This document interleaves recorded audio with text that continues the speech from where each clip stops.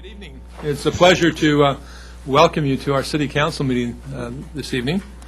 And this, of course, is a consolidated agenda which includes the City Council items of business as well as the Community Development Commission and the Buena Sanitation District. We'll begin by having a roll call. Our City Clerk. All members are present. That's always good to hear. Okay, next we'll have the Pledge of Allegiance, and if you'll remain standing for the invocation, and that will be offered by Pastor Jim Harper from Tri-City Church. Pastor Harper, please. The American flag. I pledge allegiance to the flag of the United States of America and to the republic for which it stands, one nation, under God, indivisible, with liberty and justice for all. Let's pray. Heavenly Father, we come before you tonight, and truly there's no one else we should call on more in times of leadership, of seeking the direction of a community, of a city. We thank you that we do have you to call on, and you tell us if we will call, you will listen, and you will guide and you will direct. I do pray tonight for wisdom. I pray for great wisdom for this council on their agenda items, and I just pray that you'll give them clarity. I pray that all the facts will come out as they're needed to make wise decisions for the city. I thank you for their willingness to serve the people and sacrificially serve in most cases. Guide and direct. I thank you that you were called upon tonight to guide this meeting. In your name and your great name we pray. Amen. Amen. Thank you very much. We did not have a closed session, so we don't need a report on the closed session. We do have approval of the agenda. Are there any items to be added or deleted from the agenda? There are no additions or deletions, Mayor. Okay, next we have presentations. We have some certificates of appointment and gratitude, and then also a proclamation. If the City Council would like to join me, we can go down and welcome our youth commissioners and say thank you to those that have served.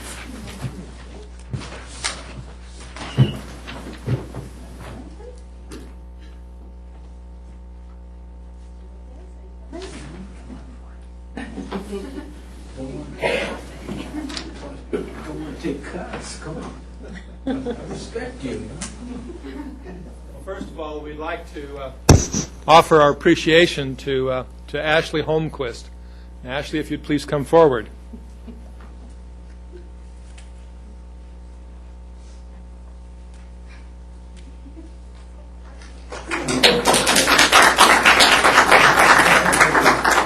Ashley served on our planning commission as the student representative.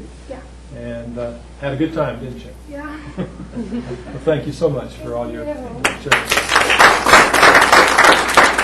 I have four others, and I don't know if they're here. Nancy Valencia,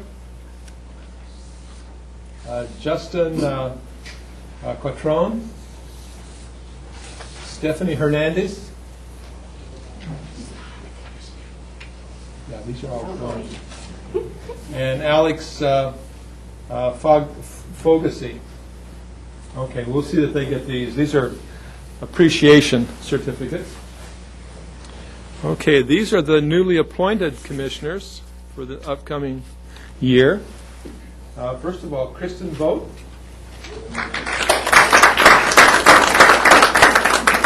Kristen has been appointed to the Crime and Substance Abuse Prevention Commission. Thank you. Congratulations. Thank you. And then next would be Christopher Encinas. Christopher? Okay. Katrina Alvarez. She's got another appointment. Okay. Brooke Velasquez. Brooke has been appointed to the Public Arts Commission, and Katrina was appointed to the Planning Commission. Jasmine Prenut.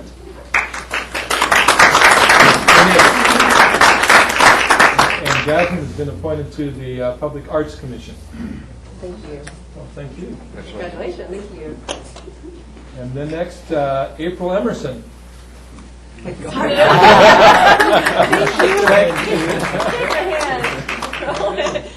Thank you. Thank you. Congratulations. And then I've got some others here that did not indicate they would be here, but let's just go through and see. Hannah Moreau, Vanessa Garcia, Melissa Huna.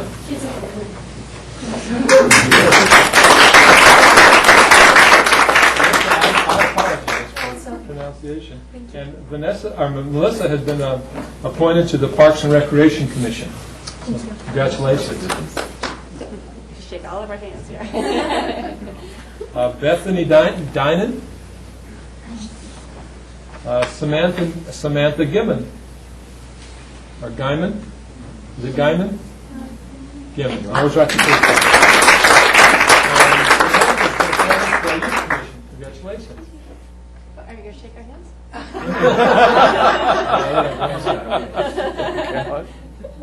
Okay, next, Jordan Bell. And that's all. So is there anyone else that from a youth commission or from a commission that's they're serving on as a youth commissioner that didn't get a certificate? Okay, well, thank you very much. Great.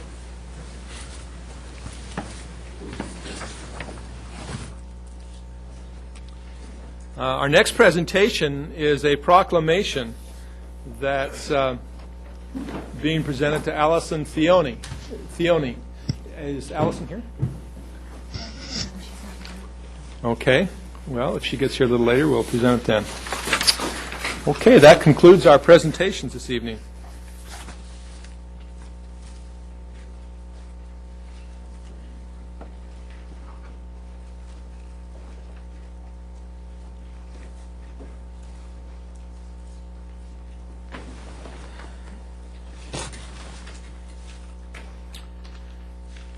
Okay, next is oral communications. We have 4 individuals that have asked to speak during oral well, no, we have more than that. Yeah. Okay, Sandra Brown. And while Sandra Brown is coming forward, I might tell you that during oral communications, these are matters that are not included on the City Council agenda, and the individual speaking is given 3 minutes to express their thoughts. So is Sandra Brown here. If you'd please come forward to the podium.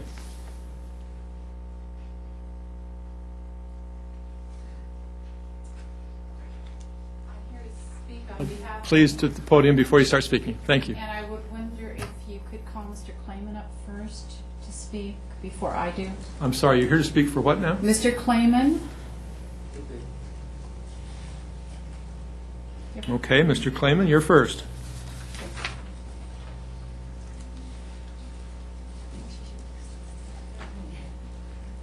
Ms. Brown, you're going to speak. Would you please remain up here so that we don't have to walk back and forth and take up all the time?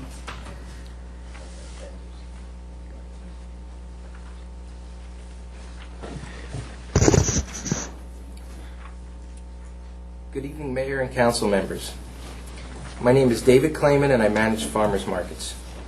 My company, Community Crops, recently partnered with Paul Smith of Smith Orchard to respond to the RFP that the City of Vista issued for the operations and management of the Vista Farmers Market. I was asked by several vendors in the market to apply. We were notified that we met all preliminary requirements of the RFP, including the requirements of being a certified producer or a nonprofit organization. Smith Orchard is a certified producer, and we indicated in our response to the RFP and in the interview that we're also willing and able to obtain a nonprofit status in order to provide greater opportunities for the farmers market. A week after our interview, we were told that we were selected to operate the Vista Farmers Market. We met with Chuck Taylor and were very excited that we seemed to totally agree what we needed and wanted for the future of the market. One of the things we did discuss was executing a formal partnership between Community Crops and Smith Orchard, which we indicated we were willing to do at any time. We were never told the city was concerned about the validity of our partnership. A week ago, the City of Vista received an anonymous letter attacking my personal and professional character. We were asked by the city staff to respond in writing, which we did the same day. We were very honest with the city staff about this, and were told by Chuck that he completely understood and that the city's attorney's office was just reviewing the situation. Later that day, we received a call from Chuck letting us know that he had been advised to move on to the next candidate. The reason he gave was that he received 2 phone calls from people questioning our partnership. This completely surprised us, since Chuck had mentioned in the previous meeting that he had received a call questioning our partnership, but he wasn't concerned because he expected this due to the competitive nature of the selection process. It turns out both complaints were from people who had applied for the position and had not been selected. Considering that everything had gone smoothly until the city's receipt of the anonymous letter, it seems that the real reason that we have been let go is because of fear that the person who wrote the letter will follow through with his threat to leak my past to the press. I don't feel this or should be an issue, or have I ever lied about hiding my past. We have been honest and above board throughout the entire process, which staff can verify. It does not seem right that either my past or complaints from disgruntled applicants should be the cause for the city not to move forward with us when we were determined to be the most qualified candidates. We asked the City Council to uphold the original decision in selecting our partnership of Community Crops and Smith Orchard to operate the Vista Farmers Market. We firmly believe that we are the most qualified for the job and that we will build upon the excellent reputation that the Vista Farmers Market has made for itself. Thank you for your time and consideration. Okay. Mr. Clayman, and for all those that are going to be speaking, since this item is not on the agenda, the City Council can take no action on it this evening. Oh, we understand. Okay. We just wanted to... Okay, very good. Next, Sandra Brown. Good evening. I'm a vendor at the Vista Farmers Market, and last Saturday at the Farmers Market, I was pleased to learn that David Clayman was in negotiations with the City of Vista for the purpose of selecting the new Vista Farmers Market manager to take over from Mike Baumann. As you know, in the past letter to you, this was a letter I wrote to Kathy Brendel this morning. As you know, in a past letter to you, I recommended Mr. Clayman as a good choice for the manager's position. The very same Saturday, last Saturday, I was extremely dismayed to learn that an anonymous letter had been written to the City of Vista, which basically trashed Mr. Clayman's reputation, both personally and professionally. From what I understand, this letter was written by a, quote, concerned citizen, unquote. However, I can tell you that from its tone and deliberate attempt to malign Mr. Clayman, this letter was not written by any concerned citizen. Rather, it was written by someone in the farmers market community who wants to damage Mr. Clayman by impugning his character. To me, it sounds like sour grapes from some individual who has somehow been involved in this selection process. I have no proof of this, but I can assure you that it was not written by anyone who has the best interest of the Vista Farmers Market in mind. Don't be fooled and think for one moment that it does. As you may recall, I am a vendor at Vista as well as several other markets in the county. I have been a vendor in Mr. Clayman's market in downtown San Diego. Mr. Clayman is a fine farmers market manager, has good management skills, is a hard worker, and is well liked in the vendor community. The City of Vista needs to know that the vendor community is a very small, tightly knit group of individuals. We vendors work with these market managers on a weekly basis, and we know who are good managers and who aren't. The majority of the vendors I talk to have a high regard for Mr. Clayman as a good manager, think he is easy to get along with and is respectful of them. It is quite unrealistic to think that there is any market manager in the county of San Diego who is totally liked and respected by each and every vendor. There are always going to be a few individuals who aren't happy with the management. It seems that this anonymous letter has come from an individual who falls into this category. It would be unfortunate, and I would be extremely disappointed if the City of Vista would allow the negative voices of a few give the city a reason to bypass a good management applicant in favor of the vindictive vindictiveness of an unhappy individual.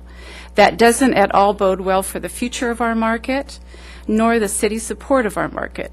We vendors are a large part of the success of this market, and we would like our positive voice to be heard in defense of this recent negativity. Once again, I can't express this too strongly to the City of Vista. Mr. Clayman will be a good manager for the Vista Farmers Market. He has expressed a sensitive feel for the demographics of the area and will only build on the positive assets that our market has developed under the Baumann leadership. I would appreciate your forwarding this letter to the City Council and any other individuals in the city who have been involved in the manager-applicant process. Ma'am, could you please wrap up your 3 minutes, or? Okay, and have been empowered with the responsibility to ensure that the Vista Farmers Market continues to thrive in the future. Thank you. I respectfully submit that to the council. Thank you. Peggy Vosberg?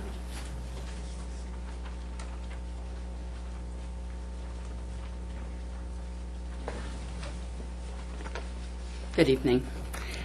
My name's Peggy Vosberg. I have Peggy's Pasta and have been at the Vista Farmers Market 14 years.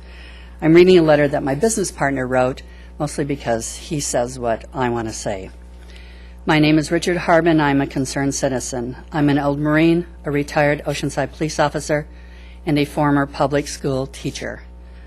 Most recently, I've partnered with my friend to form a company that serves the citizens of Vista at the Vista's Farmers Market. I have served my country and community for many years, and it is in the spirit of community service that I'm writing this letter. Several days ago, I read a letter addressed to a City of Vista department head regarding the selection of a company to run the farmers market in the new year. The letter stated that David Clayman had been named the new market manager and immediately launched in an almost violent rant as to why David shouldn't be hired. While some of the letter's facts were correct, I was taken aback by the venom and total lack of perspective the author exhibited. I've known David Clayman for a number of years on a professional level. He is in fact the manager of the Ocean Beach Farmers Market, where my business operates a booth. I have found David to be both personable and professional. He is able to perform the task of transforming a busy city block into a very busy market weekly with a minimum of problems.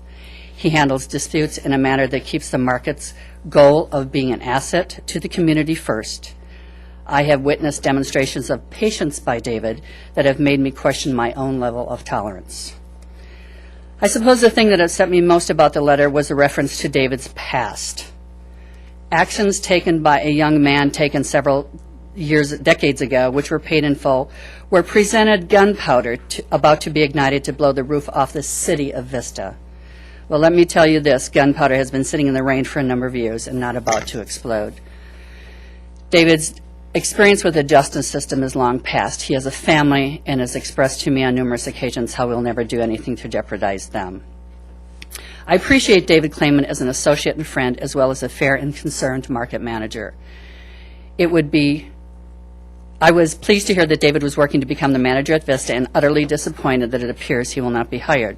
What bothers me most is the dastardly way that an anonymous individual used threats and unsubstantiated statements to ruin David's reputation. I, as a former law enforcement officer, applaud those that made that choice and complete the climb. David Clayman is one of those who made it successfully, and offer him congratulations and my hand and support. I, as a woman business owner, do 4 markets a week. I have known David 4 years. He has never done anything that I would consider to be wrong. He is kind and considerate, helpful, does his business, does it well for all of us. There's no prejudice. He's always open, honest about everything, and I appreciate that. He is by far one of the best, if not the best, market manager that I'm involved with. And I just hope that you people will think about this. Thank you. You're welcome. Paul Smith?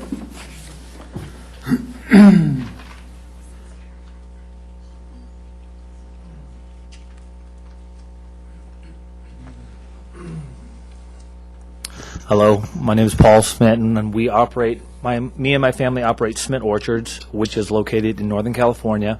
And we also have a base here in Southern California. David and I were going into partnership to form with Community Crops to apply for the Vista Farmers Market, so we went through the interview process. I was with David in the interview process. before Chuck Taylor, and we got word through letter and written communication that we had succeeded and we won the interview process, and that we were officially the new market managers of the Vista Farmers Market, us being a sponsor and Community Crops being the active managers. And so we were obviously elated at that perspective, and we actually won the process, and they called us the Dream Team because, quote unquote, that what Chuck Taylor called us, because David's wife has great administrative skills. She works for the city of Chula Vista, executes excellently. David operates the markets. He's been a market manager at various farmers markets around San Diego for 8 years. And us as producers, we serve about 40 to 50 farmers markets a week throughout California, Northern and Southern California. So we know the ins and outs of farmers markets. What disturbed me most about the whole process is that we have written communication from Chuck Taylor saying, congratulations, you guys are officially the farmers market managers, case clear. Then we get a letter from, and basically David and Yem went to communicate with him in a meeting to negotiate further. Chuck Taylor said everything is great, looking good. Monday comes around, Chuck Taylor says we got a disturbing letter, but he told him, and I talked to Chuck Taylor also on Tuesday, that he said, don't worry about the letter, that's minor offenses, we all have a past, I don't look at that in any seriousness. That was quote unquote his words. I would talk to him at 3 o'clock on Tuesday afternoon. A half hour later, he gives a call to Yem, David's wife, who can't be here because she's serving in the Chula Vista City Council right now. She has matters important to deal with, or else she would be here. But he discusses with Yem that instead it's not the letter that is the reason why he has to let us go as farmers market managers. In fact, it's the partnership. This is the reason that he's given us that we are no longer valid as farmers market managers, saying it's not a valid partnership.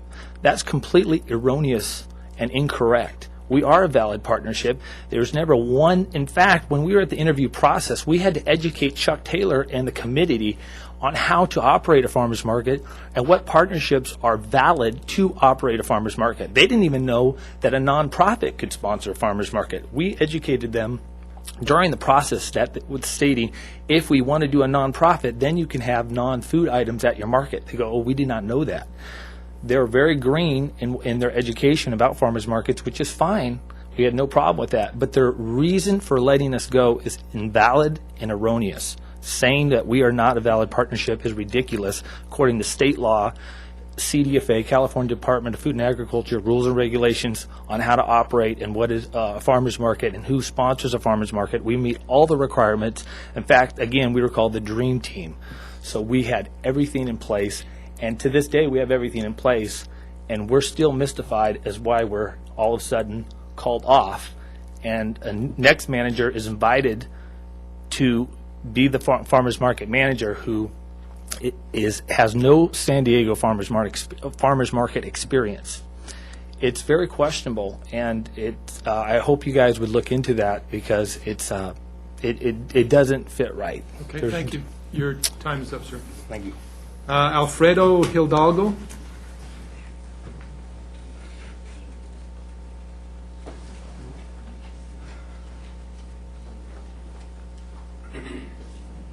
Good evening. My name is Alfredo Hidalgo. I am a flower grower. I've been growing flowers in San Diego for about 3 years and a half. I know David Clayman for about 10 years, and he's been the right person to me since the very beginning. I do 2 farmer markets that he manages, and up to this time, for probably, I will say, 5 years that I've been working in his markets. To me, he's been a really nice person. He's always ready to help, whenever anybody needs help, and I always hear good things about him. I really think he's the right person for this farmer market. And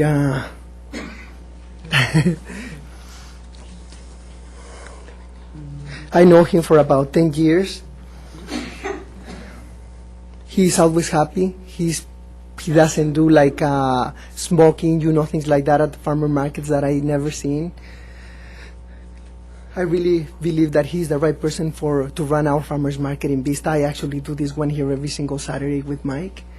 And to me, he's just a really nice person. He has a wife, a daughter. He's a really nice father that I see him. He even has his daughter sometimes at the market. And I never seen anything that I will regret saying or wondering if he's really the right person for the market. Thank you very much. Thank you very much. And I think that's all of the people that wanted to speak on that particular item, and we'll refer the matter to staff and get a report back from staff. As I said before, it's not an item that's currently on the agenda, so there's no action we can take this evening. But we appreciate your coming and expressing your views. The next oral communication I have is from Michael Spencer.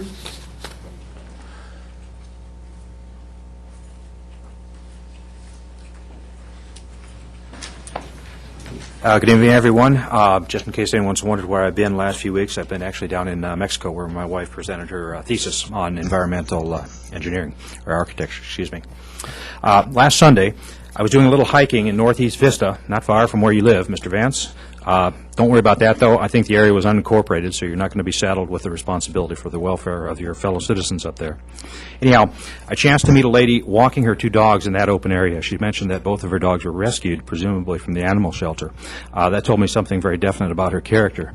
And then she went on to tell me that she was a new resident of the immediate area, a refugee, so to speak, from the real incorporated Vista, the Vista for which you and the City Council do indeed bear responsibility. Excuse me. She went on to tell me that she had been forced, and I quote, forced to leave her neighborhood in which she had lived for the past 20 years near the intersection of Olive and Melrose. Almost sheepishly, she went on to recount how the Mexicans, in her words, had taken over little by little until her home, from which she ran a successful business, was surrounded. She continued to tell me almost apologetically how the Mexican music had become so loud day and night that she could no longer operate her business, even with the windows closed. She talked about the trash, the cars parked on the lawns, the overcrowding, and in general, the overall disrespect for her as a neighbor. In fact, her Mexican neighbors, her words again, had named her La Diabla Blanca, the White Devil Woman. The police declined to intervene in the neighborhood squabbles. Amongst a litany of horror stories that went on and on, she told of how, last Thanksgiving, the Mexican music next door was so loud that she could not converse with her guests over dinner. When asked to tone it down a bit, her Mexican neighbors responded by pelting her house with trash, and the band played on. Her yard was routinely used as a dumping ground. Don't know what to do with those fly-covered corn cobs after the barbecue? Why, just throw them over the fence to your neighbor's yard, La Diabla Blanca. And stories went on and on and on. This kind and responsible woman concluded by characterizing her deteriorated neighborhood, her home of 20 years, as a cesspool. She said it, not me. I have a 3.5-year-old daughter, and in the past months I've watched my own neighborhood, which is nearby, deteriorate. The gang graffiti creeps ever closer to my front door, about 50 yards at this point in time, and my daughter will not enjoy the same carefree freedoms that I did as a child. Honorable Mayor and City Council members, the above events are evidence of an outstanding job of protecting your citizens. You should be very proud, and I give you fair warning, although it is unlikely that the bad guys could ever slip through this tight web of protection and security. On the off chance that such a thing could transpire, I will have, I will not be driven from my home, but will fully utilize every readily and lawful available remedy to me under the law to protect myself and my family. Thanks so much for your attention. Tom Taylor.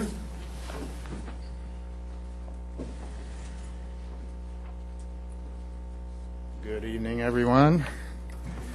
I'm here to talk about the North American Union, which is scheduled to arrive 2010. And I'm the Vice President of StopSPP.org. I'll read you our mission statement: to restore, preserve, and protect the sovereignty of the USA against the formation of a North American Union by and through the Security and Prosperity Partnership or any other similar governmental actions by educating and activating citizens, alerting the media, and urging elected officials to pass laws safeguarding U.S. autonomy. And that's why I'm here. Can you imagine the sovereign country of the United States of America with Canada and Mexico and integrating?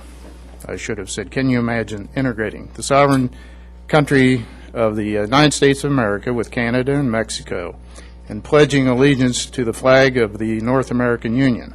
No. But the fact is that the North American Union Integration Plan, SPP, has been in process and is well on the way to being implemented by the governments of the United States of America, Canada, and Mexico, without the consent of Congress or the American people. Toward a North American Union. The global elite, through the direct operations of past and present administrations, are creating a North American Union that will combine Canada, Mexico, and the U.S. into a superstate called the North American Union. It'd be similar to the EU, but it's here instead of there. There is no legislation or congressional oversight, much less public support for this massive restructuring of the U.S. Its primary perpetrators are mostly members of the Trilateral Commission, founded in 1973 to foster a, quote, new international economic order, end quote. How to understand globalization. Follow the money. Follow the power. Discern illusion from reality, especially with main media outlets owned by globalists.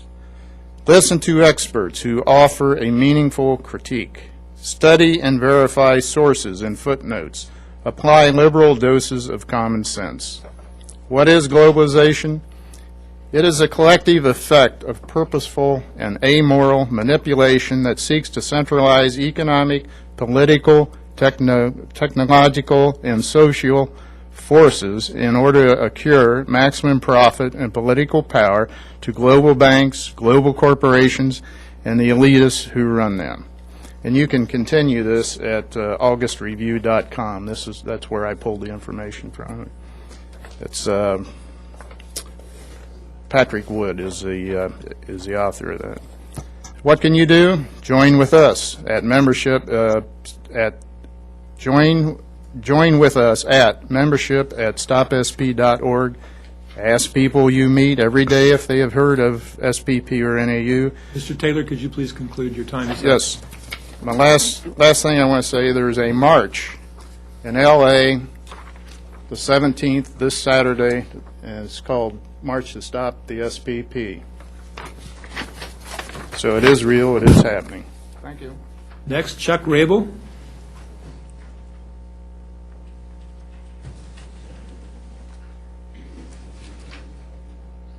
Good evening, Mr. Mayor. Chuck Rabel, 821 Crescent Drive. And good evening, fellow citizens. It's time to wake up to these proposed sewer increases. I've studied it. The numbers don't make any sense. There is another public hearing tomorrow night at the library next door. I urge my fellow citizens to get smart. It's a big run to the pocketbook, run to the next generation. We're talking about 9% a year increase every year for the next 5 years. Speaking now just of the Vista Sanitation District and what's on the table. They just approved last month a capital improvement plan for the next 5 years. In this plan, it says the sewer improvement for Vista needs to be $30.6 million. Throw that away, okay? Now they say it needs to be $130 million over the next 10 years. We're talking big money here, folks. If you look back in the last 5 years, they spent on average $3.6 million a year. The plan that was on the table was $6 million a year. There's no reason for this. There's no reason to make these outlandish assumptions that, like the Encina sewer plant is going to, the costs are going to escalate 10% a year, every year for the next 10 years. That's what their consultant says. They've only put the first 5 years on the table. I urge anybody that is a property owner to vote, to protest.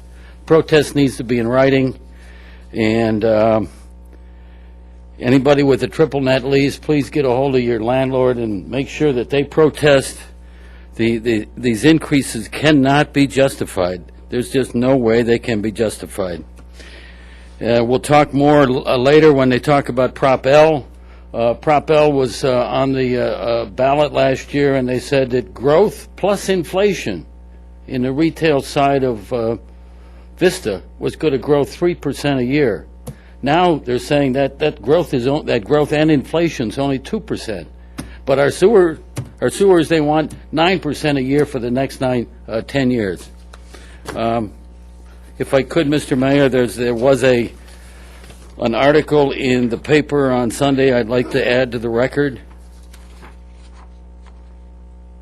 If I could. If you give it to the city clerk, you've got 11 seconds. So. Okay, finally, in this book, there is a project that was approved in October for a new fence at Fire Station Number 4, $154,000.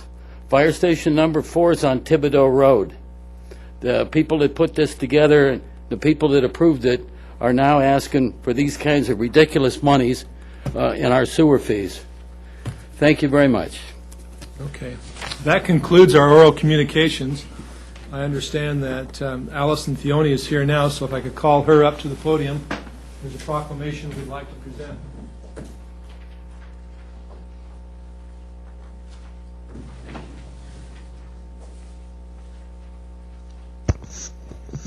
Hi. Allison is an artist and has performed a very good service for the community in preparing a mural. And this is it's a 250-foot long mural that she's painted, and it's on Palm Drive, and it's quite a beautiful thing to see. So I would urge you to get over there to take a look at it. And we've got a proclamation that we'd like to present. The proclamation is in small writing, so I'll give that to you. And they gave me a larger one that I can read. Thank you very much. Okay, thank you. It says, whereas in March 2007, Vista resident Allison Thione, a freelance artist who specializes in sign painting and fall finishes, approached the city's Public Arts Commission with her offer to donate her time to paint a mural depicting the sun, mountains, and sky on the city-owned retaining wall along Palm Drive. And whereas with the help of her son, Robert Coben, a senior at Guahomie Park Academy, and several friends, Allison has donated numerous hours to painting the 250-foot-long mural for the enjoyment of city residents. And whereas inspired by the Book of Psalms, Psalm number 118, verse 24, the mural depicts the sun moving through a one-day cycle from sunrise to sunset.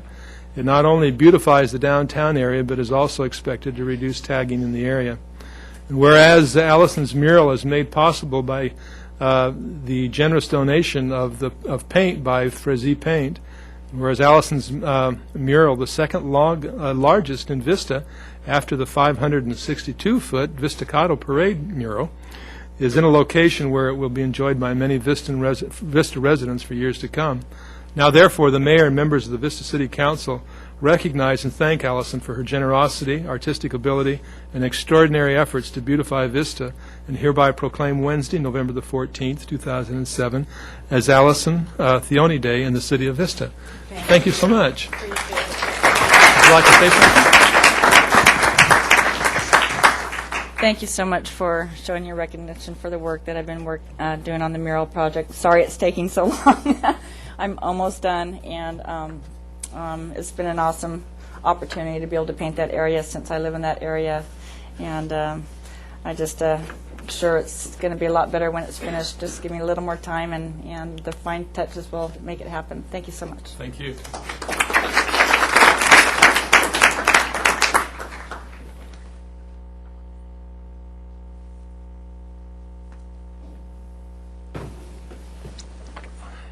Okay, we'll now proceed to the consent calendar. Okay. Are there any items to be removed from the consent calendar? Mr. Gronke. Yes. Would you please remove item number 8 and number 11?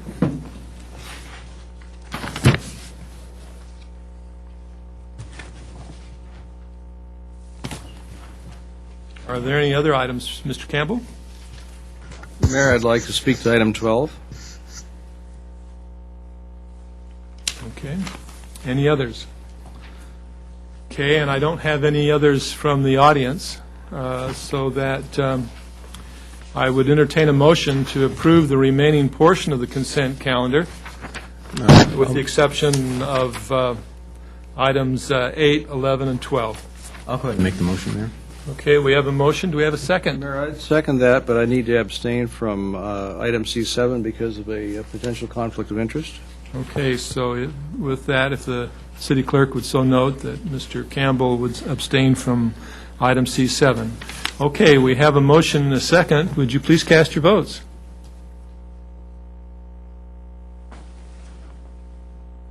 Okay, so the remaining portion of the consent calendar has been adopted. We'll now go to item number C8, which is the state routes to school grant application to Caltrans. Do you require a report? No, I don't need a staff report on this, Mayor. Okay. I still want to state publicly that I believe in student safety. I believe in it so much that when we were doing a pilot project over in the part of town for our sidewalks, we redirected those energies and those monies to the walk that we put into Rancho Minerva Middle School. I think we did an outstanding job of supplying an area that's secure and safe for the students that walk to that school. There is a DG pathway on the east side of Foothill Drive. What bothers me is that that DG pathway was put in there for a reason, and that was to keep in the ambiance and the area, that semi-rural area that we have in the backside of town. And if you haven't heard before, it's one of my goals on this council to preserve that semi-rural nature of parts of our town, just as I want to build up this downtown area. Well, it's my surprise when I find that they want to throw asphalt on top of that DG pathway. And so I'm asking that my colleagues either vote against this or we come to some type of compromise. I drive that area daily, and I know that that DG pathway is underutilized, that most young people, and I'm a middle school teacher by profession, and we all know teenagers are immortal, and they're walking and driving or riding their bikes in the middle of that street all the time. They're underutilizing that. My compromise is this, that we ask someone from the school district staff to monitor that pathway so that the children utilize it properly.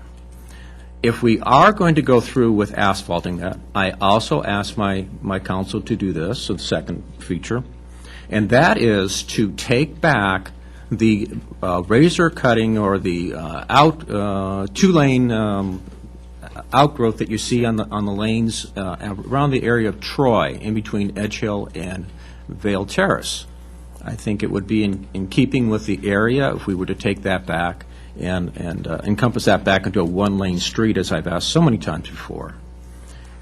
So, and the last thing I would ask is that if we are going to upgrade our general plan, and if we are going to have an identity element to that general plan, would we please not label that the hodgepodge plan like's been going on for decades in this town?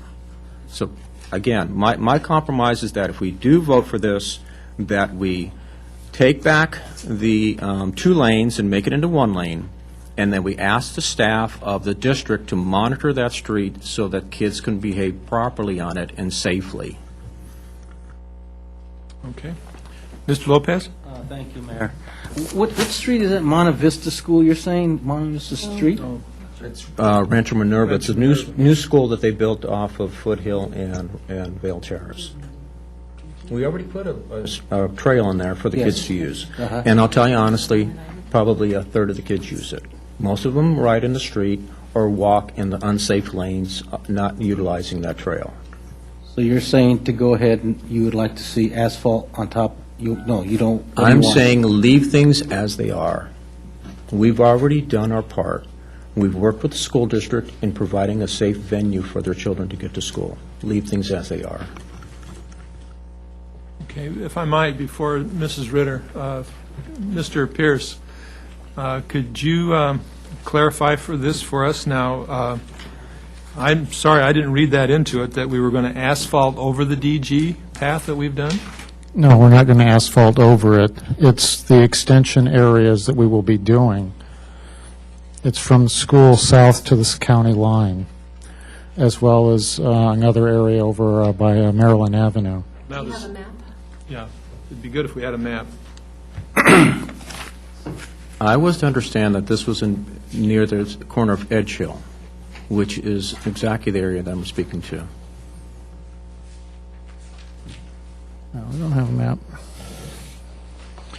No, I don't have a map.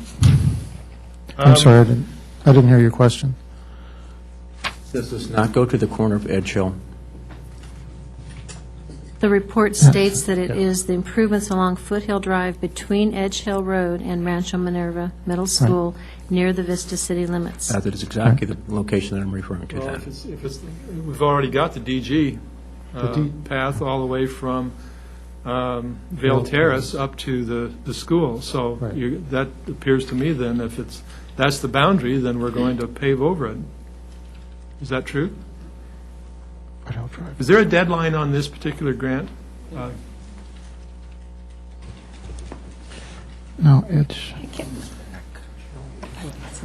The original deadline was November 15th, but it's been extended to December 4th. So we need to bring this back. I think you need to bring it back. I think we need further clarification on this. Mrs. Ritter? Okay. That's what I was going to request. Okay. So we'll, do we have a motion to return this then to staff? I would make that motion to return to staff and bring it back at our next meeting. Did you? Second? Okay. Did you have something else, Mr. Lopez, you wanted to say?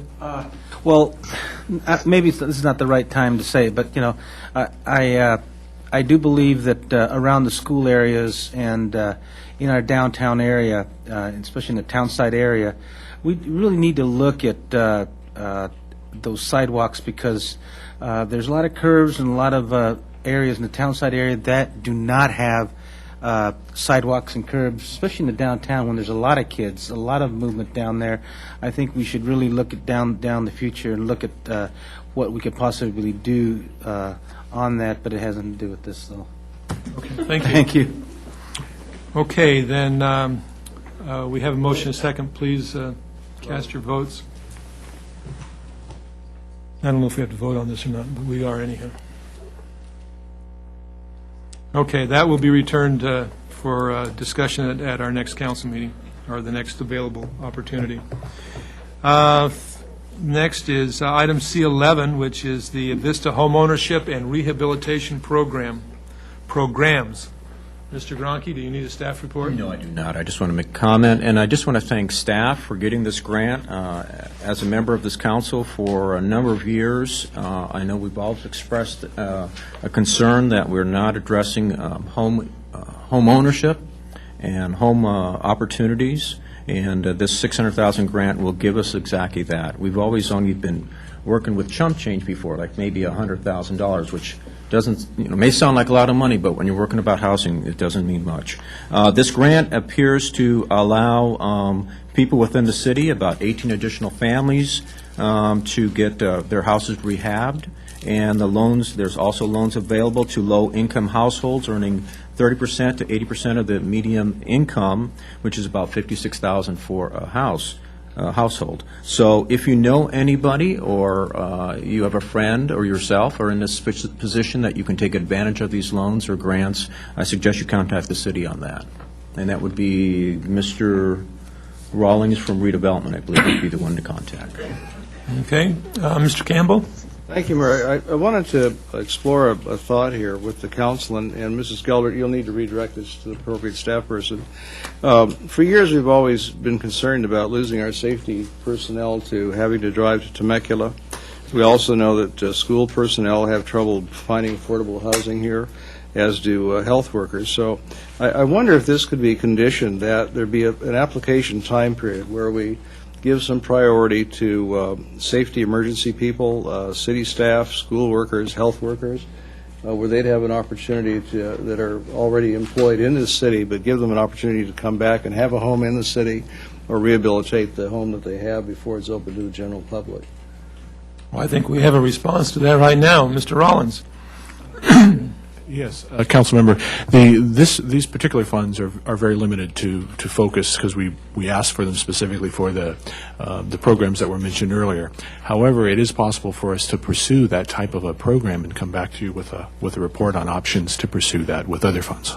With other funds, but not these funds. Correct. Could we do that? Yes, we certainly will pursue it and come back to you with additional information in the future. Okay, thank you.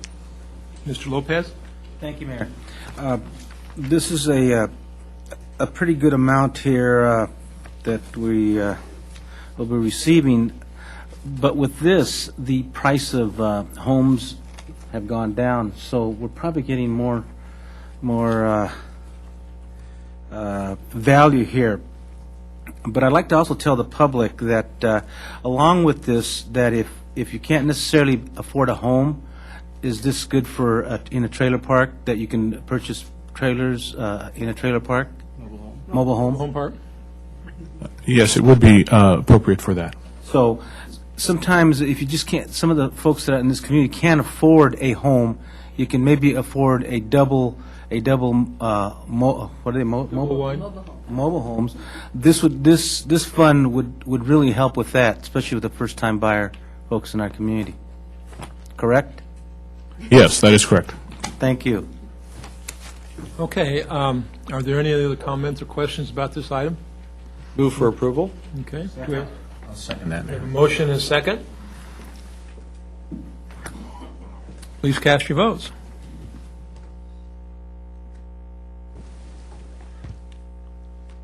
And that's passed unanimously.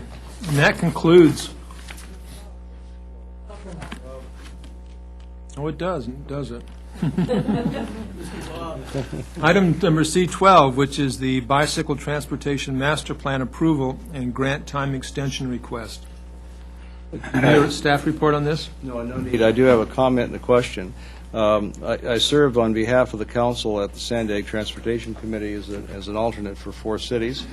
And one of the discussions we've had there, and it's current, and it's very, very much of a consensus of the Transportation Committee, that there needs to be a concerted effort to have these paths link up across city boundaries, and to try and work with adjoining cities to combine funds and projects where possible, and that will bring more attention to Sandag, if you will, in funding and support on these projects. So that's just a comment that if where possible, we should be doing that.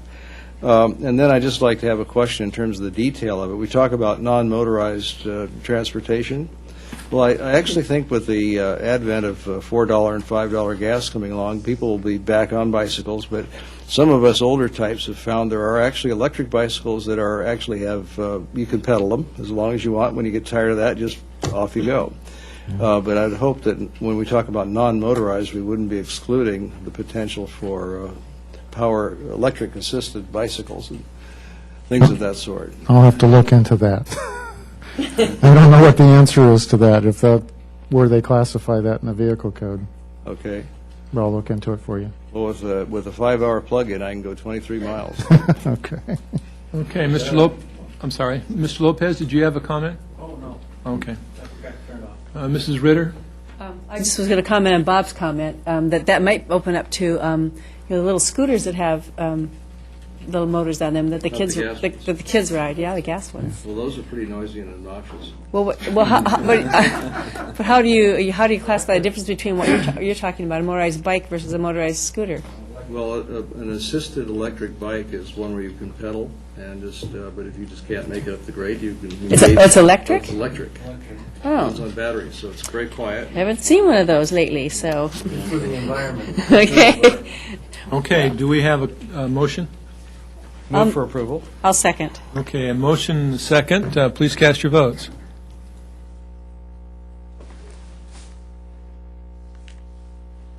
That passes unanimously, so that does conclude our consent calendar. We'll go to the discussion items.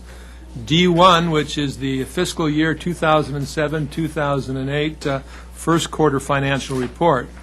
And Dale Nelson will give the report. Good evening, Mayor and members of City Council. Before you tonight, I'm presenting to you the fiscal year 2007-2008 first quarter financial report. Let me just start off by saying at this point in time, or as of September 30th, all revenues and expenditures are in line with budgetary expectations. Although being only 3 months into the year, it's not real easy to make any great predictions at this point towards year end. Just let me give you a quick summary. As of September 30th, the city general fund had received about $12 million in revenues and other funding sources. This is about $850,000 ahead of the pace that was at September 30th, 2006. We've received about 17% of what we budgeted so far. Being under 25% is not uncommon at this point time of year because there are a number of large revenue sources, property taxes in particular, that we really don't get any substantial payment until December of the year. General fund expenses right now are at about the same, about $12 million, and about 18% spent so far through the year. Once again, being under 25% at this point doesn't really indicate anything because departments basically spend money as needs arise. Revenues are presented on Exhibit 3. Expenses are presented on Exhibit 5. There's a handful of relatively minor budget adjustments being requested at this time that are detailed on Exhibit 2. And there's a few personnel changes that are discussed on Exhibit 10. So if there is any... Was there supposed to be corresponding things on the screen? No. Oh, okay. Okay, Mr. Gronke, questions? Yes, just one question. I'm looking at page 5 of 31. At the bottom, I see sales tax net collections, and I notice they tend to flatten a little bit over the last several years. I would think that have some implications in the next measure, the measure we're going to do talking about bonding for the city. Well, I don't think so. The city's economic development plan over the last 10 to 12 years has produced some really extraordinary sales tax results. I mean, some years 8, 9, 10, 12%. Okay. That's way above what we have been anticipating or planned for revenue growth for the purpose of our bonding and Prop L. So we're not relying on those 10% increases anymore, but we can still make it with a percentage that's much less. We usually budget anywhere from 3 to 5 because it's a lot easier to, well, let me put it the other way. It's very difficult to unspend money, so it's best to be conservative. I have 2 ladies at home, and I found that out myself. So. Just a comment on that. On the contrary, I think that it shows that, I don't know, from past history, I think we've done really pretty good on sales tax. Oh, yeah, we've had tremendous sales code. In the last couple of years, that's $1 million in 4 years that we've increased it. That's it is going the right direction. Yeah. Okay. Any other comments on this item? Okay. Sure. Because I noticed that where it says the first quarter financial report under the economic highlights, I just noticed that building activity looked like it's down about $500,000. But I know that building permits issued for non-resident, that was residential units permits. But I noticed that the non-residential building was down, it looks like it was down $3.2 million. Is that right? Look at it's about 3/4 of the way down on the page. I'm looking at page 4 of 31. Yeah, page 4. Yeah, right here. So it's evaluation of building permits issued for new non-residential buildings totaled $655,279 for the first 3 months. This is $3,814,865 less than the valuation for the same period last year. That is correct. Is that right? Yeah, I mean, building activity has dropped off considerably. I mean, that's no secret. You can just look around and see that. But, when we were preparing the 07-08 operating budget, we got out the crystal ball and we looked at that, and we've anticipated this slowdown. Does that have to do with the cost of our permits, that we raised our fees on traffic? I don't think so. I think if you went to all cities and looked, there's just a general slowdown right now. The housing market is slowed way down. Well, residential, yeah, but commercial hasn't slowed all that much, has it? I mean, A little bit, not that much. yeah. I don't know. I just was looking at that. And it also has a lot to do with, and Robin Putnam would address this too, is it just kind of depends on what's going on at this moment. I mean, there could be a good project on the horizon that just isn't in the pipeline yet. So, commercial development is very, very cyclical and can go up and down quite a bit. We would also have to look at the permits that were pulled last year at this time, and we had a number of, we had the old Albertson Center permits being pulled, and so we had a number of projects going on. And then if you compared them to the prior year, it would have been down from that. It was up last year, down again this year. So quarter by quarter, we have to evaluate it, but it is down substantially. Okay. Yeah, I mean, I just thought that was just a substantial amount to me. I was looking, it is. I noticed that we have a termite problem in the Avil Theater, and that we're going to have to take care of that with some of this money. Are we going to make it through the current season? I certainly hope so. All right. Good. Any other comments or questions, Mrs. Ritter? Okay. Do we have a motion on this item? Move to approve. Okay, a motion. And do we have a second? Okay, we have a second from Mr. Lopez. So please cast your votes.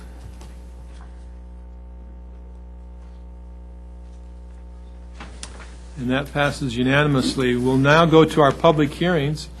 The first public hearing tonight is the Calvary Chapel and School project. And Mr. Conley will be giving that staff report.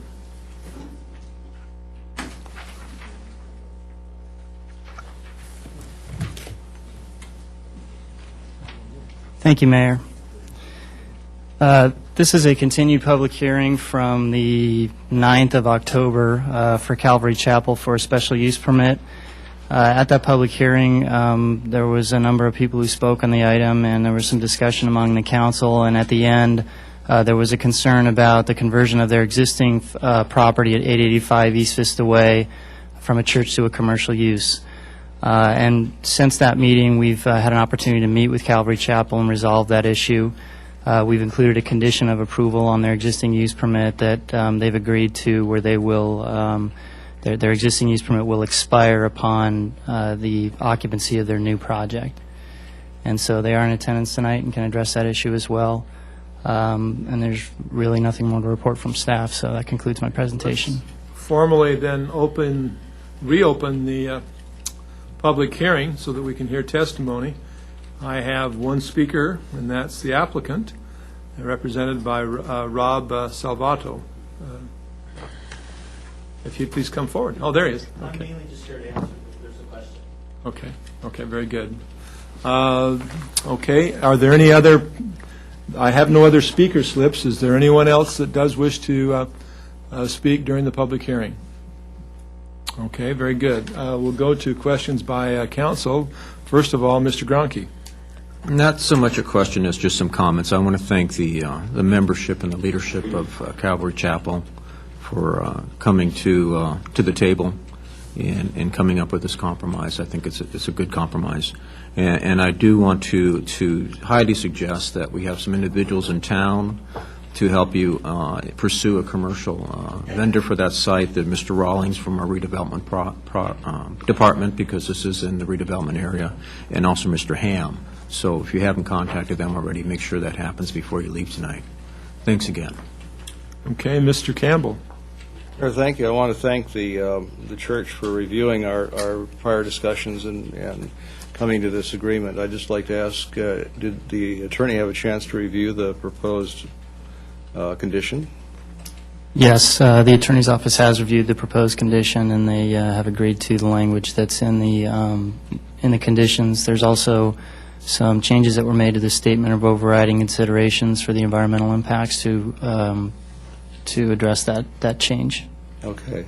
With the hope that this will be approved tonight, I'd like to thank the church for expanding in Vista, because I know they put on wonderful programs, and they'll be a great asset to the community.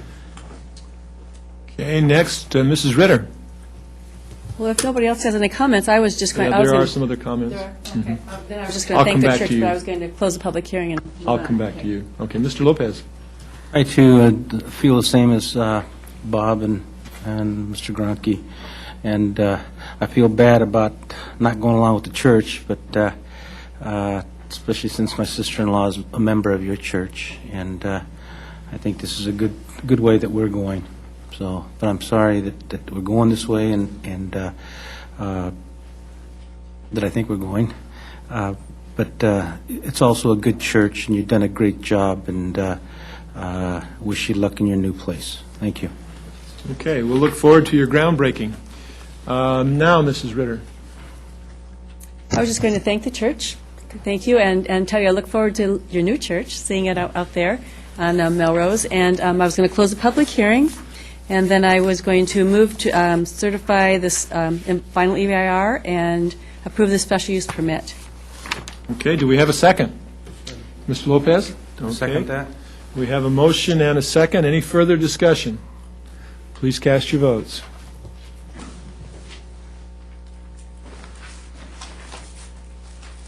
That's approved unanimously, then. Thank you very much.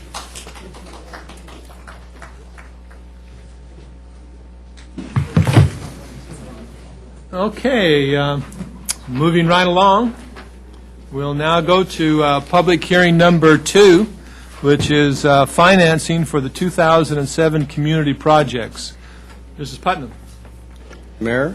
Yes. Before we do, I think I need to comment that the city attorney's office did some investigation with the Fair Political Practices Commission, and even though I thought I should be able to participate in this, I'm advised by the attorney's office that I should not, and maybe the attorney would advise. Yes, Mr. Mayor and members of the council, while it is our view that an item of this generality presents no conflict of interest, unfortunately, the Fair Political Practices Commission does not agree with that view, and therefore, out of abundance of caution, we have counseled Councilman Campbell to recuse himself from this item in accordance with their advice. And does he have to leave the... Yes, he has to leave the dais in the room. Okay. We'll allow Mr. Campbell to leave the room then.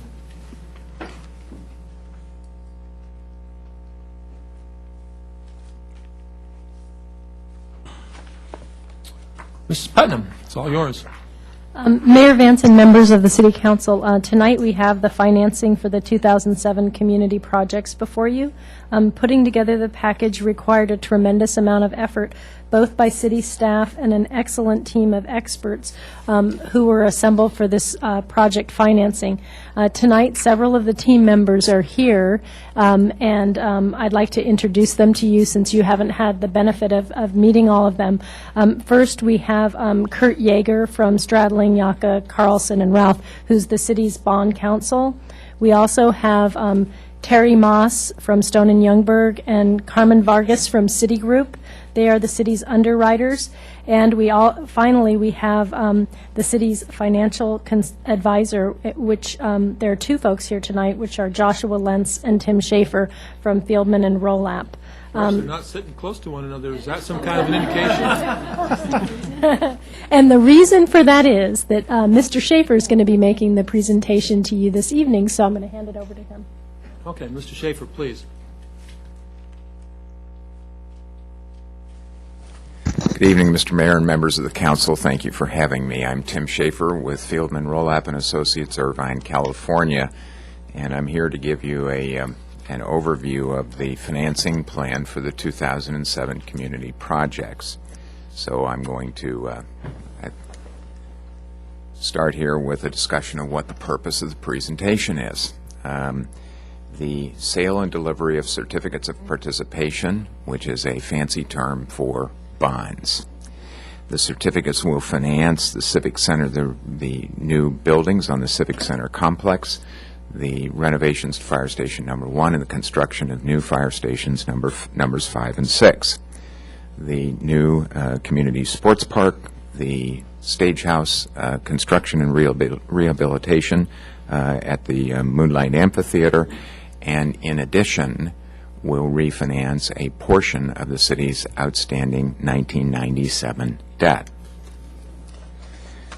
Certificates of participation, your financing team has concluded after consultation with your legal team, with your city staff, and with financial experts, will produce the most favorable borrowing terms for the city.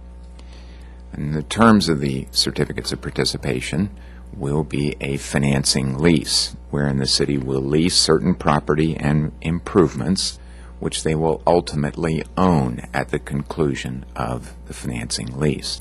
This makes it somewhat different than the experience perhaps some of us have had in renting apartment or office space. The city will use the half-cent sales tax proceeds derived from Proposition L for repayment of the certificates of participation. The Prop L monies will be deposited into the city's general fund, and the payments on the certificates of participation will be made from the city's general fund. Additional funding over and above the amount of money that you're borrowing will come from interest earnings that will accrue during the period of time that the borrowed money sits pending disbursement for specific projects. We're going to borrow money all at once, but it won't be expended all at once. The projects will actually come on stream over a 2.5 to 3 year period. In addition, there are some items that will be pre-funded from the proceeds of the bond issue. The first of those is a reserve fund for the benefit of bondholders, and assuming no invasion of the reserve fund because of inability to pay, those reserve funds would be available to pay the 30th year debt service payment. But in the meantime, we'll earn interest to the city's benefit. Finally, the proceeds of Proposition L sales taxes that will occur during the construction phase will also be used to defray project expenses. Most importantly, the city is expected to use what's known as a design-build contract method for acquisition of the 2007 projects. Under the design-build approach, the city goes to an individual contractor and says, we would like you to develop this particular building for us or facility for us. Give us a guaranteed maximum price contract and guarantee delivery by a certain date. Under the terms of the contracts, several of which you've already approved and several of which are will be pending before you over the next handful of weeks, the individual contractor or builder will be responsible for delivering those projects on time and at the guaranteed maximum price at the risk of incurring penalties if those two things don't happen. And as a result, those penalties could be made available to pay your debt service should there be some kind of a displacement there. That's an important security feature to avoid having to borrow more money than you need to fund the project. So we've spent a lot of time with your staff focusing on that particular issue. Specifically, the city will enter into a site lease, and in the site lease, the Vista Joint Powers Financing Authority will become involved. The authority will acquire the applicable project sites and will turn around and lease them back to the city. We use this convention so that we can create a system of cash flows between the city and the JPFA, and that system of cash flows can be divided into smaller component parts called certificates, and thus that's the origin of the term certificates of participation. The authority will then lease those improved sites with the new buildings and facilities on them back to the city. Those leased premises will consist of the new Civic Center complex, fire stations 1, 5, and 6, and the Bringle Terrace Park, including the existing structures such as the Senior Center. Notice that the facilities that are being leased are not identical to the facilities that are being financed, okay? This, again, is somewhat analogous to I own two houses, and I take a mortgage on one to rehabilitate the other. It's not necessary that I put a mortgage down on both of them. So keep straight here in our head that we're spending the money on the 6 projects I mentioned at the beginning of the presentation, but the lease, financing lease rather, will involve these items described on page 6. I've already indicated that the revenues from Proposition L will be the primary source of repayment for this. I did indicate that there is a reserve fund that will be created in the event that those revenues should ever fall short in the future, which we don't expect will happen. A word on that, if I may. We started with the analysis of the sales tax to try and develop as good an understanding as we could of what the proceeds of the tax might look like so that you could comfortably take on debt. For example, if we turn around and look backward, we can say that over the past 10 years, the city's sales tax has experienced an average annual growth rate of just over 8%. Of course, what happened yesterday doesn't promise what will happen to us tomorrow. So the city engaged the services of an experienced and well-known consultant to do a projection of sales tax going forward. That consultant came back and said that he believed that the city could reasonably expect that sales taxes would grow from the proceeds of Proposition L at a rate in excess of 5%. So we settled on 5% as being the center of gravity there. The State Department of Finance itself, the Forecasting and Research Unit in the state government, projects that taxable sales throughout our state over the next 5 years will grow at rates ranging from 5.1 to 5.4%. So your consultant's view is in line with what statewide averages would be. Notwithstanding that, we have constructed the debt, and particularly the requirement to repay the debt, assuming that sales taxes will only grow 2%. Assuming they will only grow 2% is not a precursor or an indication that they will grow only 2%.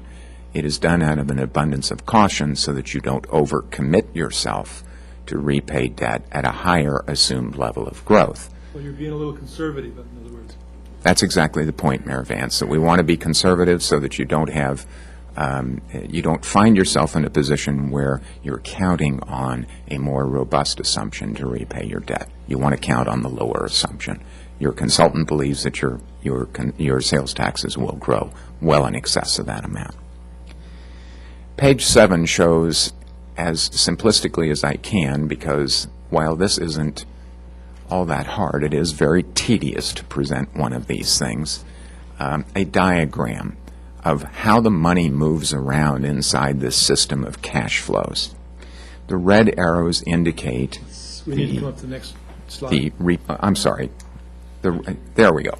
The red arrows indicate the repayment of the certificates from the proceeds of taxes over the next 30 years. The blue arrows indicate the funding of the projects. So you'll see the blue arrows moving down from the investors through the underwriters, and you're going to hear in a moment from your senior managing underwriter, through the third-party trustee who holds funds pending their disbursement, to the JPFA, and from the JPFA back to the city. And then the repayment, of course, begins with the payment of rent by the city to the JPFA, and those monies are flowed upwards. This time the underwriter is not involved, through the trustee into the hands of the investors. This is just a fancy way of presenting a fairly straightforward loan arrangement. That's who your investors are. They're your lenders, and the trustee acts on their behalf. Now, I'm going to ask a representative from the senior managing underwriter, Mr. Terry Moss of Stone and Youngberg, who, along with Citigroup, will be managing the offering of the debt, to describe for you the process that the syndicate will use in soliciting orders for the securities, and how they will negotiate final price when we get to pricing date, which is just a couple of weeks off, and how that price proposal will be made by the city. And when he's all done, I'll conclude my comments. Just before you leave, Yes, sir. Mr. Lopez, your name's up here. Did you want to speak? Well, I'll speak when we get going. Oh, okay. Okay. Terry? I'll relight it after a while then. Thank you, Tim. Mayor Vance, members of the council, I'm going to give this back to Tim because I don't know how to work this thing. My name is Terry Moss, and I'm with the Los Angeles office of Stone and Youngberg, and along with Citigroup, we are the underwriters for the issue, as Mr. Schaefer has mentioned. I suppose my job on this one page is to explain to you that how, at one moment in time on the morning of November 29th, in the twinkle of an eye, a large stack of papers is transformed into $117 million or so. And basically the process starts with, as Tim has mentioned, as you can see on the slide, with a pre-marketing period. And what that means is we've, as a team and with the city staff, worked very hard to go get an underlying bond rating, and in this case, the bond rating is an A- rating on a COP issue with Standard & Poor's, and an A+ rating with Fitch. It's a split rating between the two rating agencies, but they have different rating criteria. And with that bond rating, we go out and we get bond insurance and insure to a AAA rating, which gives us the best rate that we can get in the marketplace, or the best credit quality we can get in the marketplace. Now that we have that in hand, we prepare pre-marketing documents, which is an preliminary official statement, and we go out and, along with our compatriots at Citi, talk to all of our institutional investors, talk to our financial advisors and consultants that serve our retail clients, and get an idea what kind of structure they're looking for in types of term bonds versus serial bonds. We talk to a lot of people on our desk about the overall economy and what may be happening in the week that we're going to market the bonds, what kind of economic information will be coming out that might disturb the bond market. Of course, today, that's about every day that you can read the paper. And we also take a look at the forward calendar. Is the state of California selling, another $5 billion in bonds on the day that we want to market the City of Vista's certificates? So we have to take that into account. So all of these factors go into the pre-marketing period to determine, is this the right time to come to market? After we go through that sort of drill, we go into what we call an order solicitation environment. And we determine that we want to enhance the ability of the citizens of the City of Vista, for instance, and people who live around Vista and shop in Vista to have an opportunity to buy these bonds. So we give retail priority to those orders that come in from retail investors. That can also mean bank trust accounts, which represent family trusts, can also be high net worth individuals, any number of people that are represented as non-institutional. The second tranche goes to the institutional investors, who are by far and away the largest buyers. At least 70 to 80% of every bond issue these days goes to the institutional market. Retail investors tend to buy at the lower end of the maturity curve. They'll buy from 2 years maturity out to 20 years maturity. From 20 to 25 and 30 years, we have blocks of bonds in larger amounts for institutional investors, because they're large bond funds and insurance companies that like packages of bonds, and they like big blocks for liquidity purposes. So we'll structure the deal according to the environment, and we'll structure the deal according to the retail and institutional interest that's out there. In the disruption that occurred in the subprime fiasco a few months ago, retail investors had not been active in the market very much this year at all. But then all of a sudden, there was this crisis amongst all of the institutions, and the retail investors came back in the market and supported a lot of the bond issues that had come to market at that given point in time, which surprised a lot of us on the underwriting side. So it's a very different kind of market we're facing today. It's a day-to-day kind of market, but we feel very comfortable in being able to structure this so that we can make bonds available to people around here, which is, I think, a priority issue. The next thing we do is we have what we call a pre-pricing call with the city staff, which is usually the day before the pricing. In this case, we're planning on that for the afternoon of November 28th. Our bond desk in San Francisco, along with City's desk in Los Angeles, will get together, and they'll put together where we think the interest rates are today that will best sell the bonds. We look at price and we look at yield, called coupon and yield, and price and yield, and we say, all right, we want to raise so much money. Where is the interest in the market, and what interest rate do we have to put on those bonds to sell those bonds at the fair market value? The interesting thing about a negotiated sale like this is that you can time maturity by maturity to the interest in the market. And by that I mean, if there are a whole lot of people who are afraid of going long, but yet they don't want to go short because the interest rate yields aren't there for them, we can structure more in what we call the belly of the loan, or the middle part of the bond issue, to serve that area. So we have various ways of serializing and terming up bonds to meet that demand, to try to get the lowest interest rate possible for the city. So we go through that process, and we present this little pre-proposal to the city staff, and they say, we think that's fair.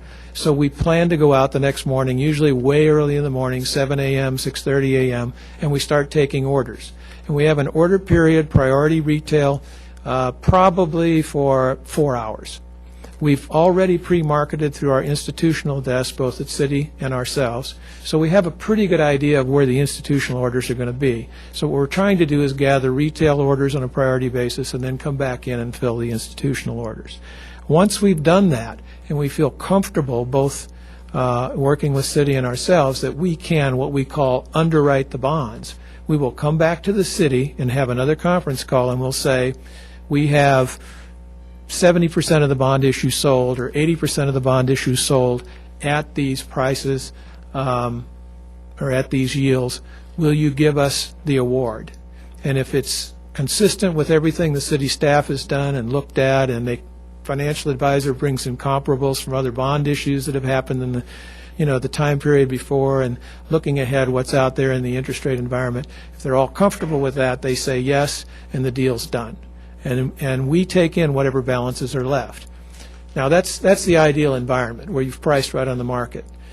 It doesn't always happen that way. Many times we'll go out and the market changes in a very volatile environment. We'll come back in and say, we had a bunch of orders over here, we didn't have any orders over here in this maturity, so we have to adjust yields. We'll raise yields a little bit here to push those bonds out. We'll drop yields a little bit here to save you the money that you're giving up over here. And hopefully you come out as good or better. But we match the maturities to the market, which is really the value of a negotiated sale. When you do a competitive sale, you can't do that because it's one bid for all the bonds. So in a big issue like this, you have much more room and flexibility to really try to price on the market. Many times the market will move dramatically against you. And so we'll say, okay, we may have to underwrite up to 40% of these bonds, but we'll do that to hold the prices in. Sometimes the market is so bad that nobody wants to do that unless we raise the yields to investors, so they'll come back in and take down the bonds. So it's a give and take process in that day, and it's a very hectic day for all concerned. But when it's all said and done and we have a deal and we have the verbal award from the city, usually your city manager will do the honors, then we do the final proposal of the city, which shows all the final numbers runs, and then we proceed to closing. And the closing usually takes 2 to 3 weeks after the bond sale is completed, but your interest rates are done and locked for the next 30 years. And so that's the process. And it's not just a twinkle of an eye, as I said when I started, but it does I think, create a unique opportunity to raise capital, which is not available to other people in the world. It's a very unique marketplace. It's a supply-demand marketplace, but it's also a very interest rate sensitive marketplace. Any questions? Yeah, I think Mr. Lopez was first. I think Tim has more of his presentation, but I just meant I can come back up. The presentation. Yeah, all right. Okay, we have one question of you. Sir, Yes, sir. I look at the economy, the housing market's declining, the subprime market is, driving down the economy, the stock market just below 1,300.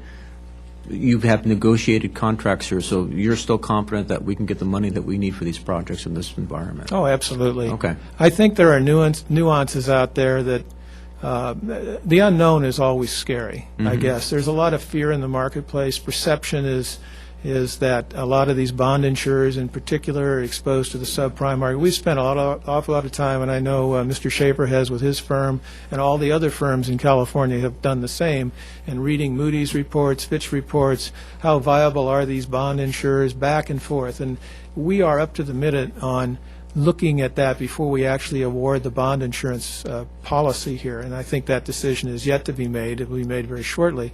But you're absolutely right. It's uncertainty that scares the markets, and other than not read the paper, I don't know what to tell you. It's just a tough world right now. We've seen yields go up to, just around 5% on an issue this size, and they were in the 440s not long ago. Okay. The tax-exempt bond market yields have gone up, while the Treasury yields have gone down, which is an oddity. And the spread, what they call the tax equivalent spread between Treasuries and munis, has narrowed. It used to be 78 to 80%, where tax-exempt rates were below Treasuries, and now it's only 92%. Okay. So it's changed dramatically. Jim? Thank you. Mr. Schaefer? Thank you. I'll wind up now with this particular slide and then take your questions. Some important things to just keep in mind as you approve the various documents before you. The lease payments will be subject to annual appropriation. That means your staff's going to come back to you every year at budget time and ask you to budget those rental payments.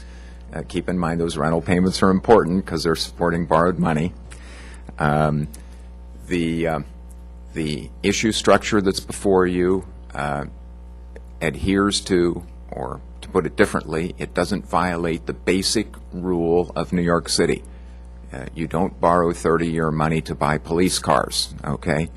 You're borrowing long-term money here to buy long-term assets, each one of which has an estimated useful life well in excess of the period of time that you're going to take to repay the borrowed money.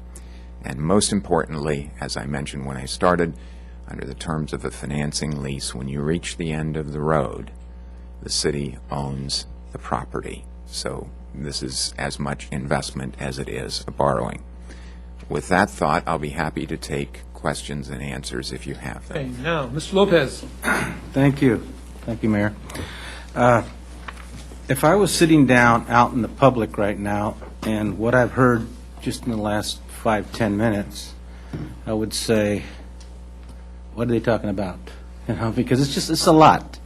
But we've been schooled here on this particular on the bonds and this whole thing, and I understand what you've said here and what we're doing. I just want to clarify a couple of things and say a couple of things here about this city, is that the way it's been run. When I first came on board, I often wondered, like being in business, you have your difficult times. And we've had a good manager here, and our city is in the past has been in pretty good financial here in the few years that I've been here and prior to that, and they've been very safe as far as what they do for the public. What I've learned here is that because of the public, we're here today. With Prop L, with the half-cent increase, you've made it possible for us here. With the city, with the hard work that the city has done. Also remember that the half-cent increase will pay this debt. And remember to, when you purchase things in this community, it comes to paying off this debt. Also, try and, if you can, try and buy everything you can in this community, and it will pay this debt. I've looked at what you've presented here, And when I look at the whole thing, the package that you presented, that I feel that in 10 years after we have done all this, because this is the right time to do this. You couldn't ask for a better time, not only to build and for financing. It was a perfect time for this city. You had Prop L, and now you had Proposition C, which became a charter city, which all works together. Good planning here. I predict in 10 years that this city will look back and are going to say, oh my God, we had very good leadership, we had very good management here in this city, and I think it's the right thing. And I'm so glad that I'm here on this council, with this council, to make these decisions, because I think it's one of the greatest things that this community has done and this city has done. Thank you. Thank you, Mr. Lopez. I think you share the same thoughts that each of us have, and thank you very much for expressing those. Mr. Gronke. Thank you, Mayor. Just a couple questions, sir. We're going to invest some money to get some money back to help pay off our bonds. Where are we going to invest that money? Where's a safe place to invest your money now? We haven't yet made a specific recommendation to your city staff in this regard, but I will tell you generally that when we're investing public money, it is, if you will let me use a visualization technique, we want to treat an investment of public money as though we're working inside a funnel. And at the wide part of the funnel, we start with state law. State law says we can do this. And then city investment policy says we can do something a little bit more narrow. The terms of the bond issue itself may make that funnel even more narrow. And often, good judgment and common sense and prudence says you make it narrower still. This is the public's money we're investing. So that rules out things that introduce credit risk of non-payment.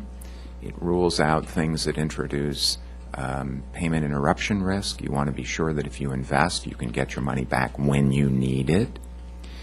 And so among the three basic considerations of investing public money being safety, liquidity, and yield, generally it will be my advice to you and your staff that you ignore yield and you concentrate on safety and liquidity. And that's consistent with what your city staff has done as long as I've worked here. Now, that doesn't mean that when I say you ignore yield that you're completely blind to it, because all other things being equal, if you have investment A and investment B, each is equally safe, each is equally liquid, but investment A yields a bit more than investment B, well then of course you want to take investment A.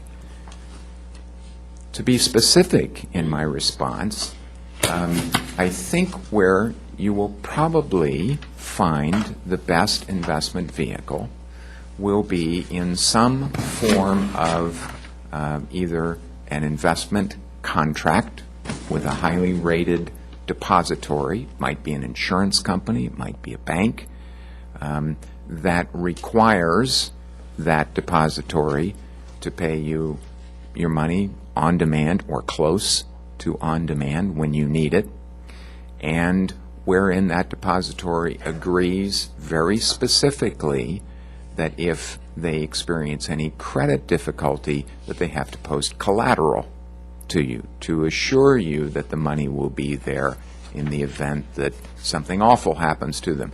And right now that's particularly timely since awful things are happening to some people out there. Clearly the safest way to invest this type of money would be in U.S. Treasury securities.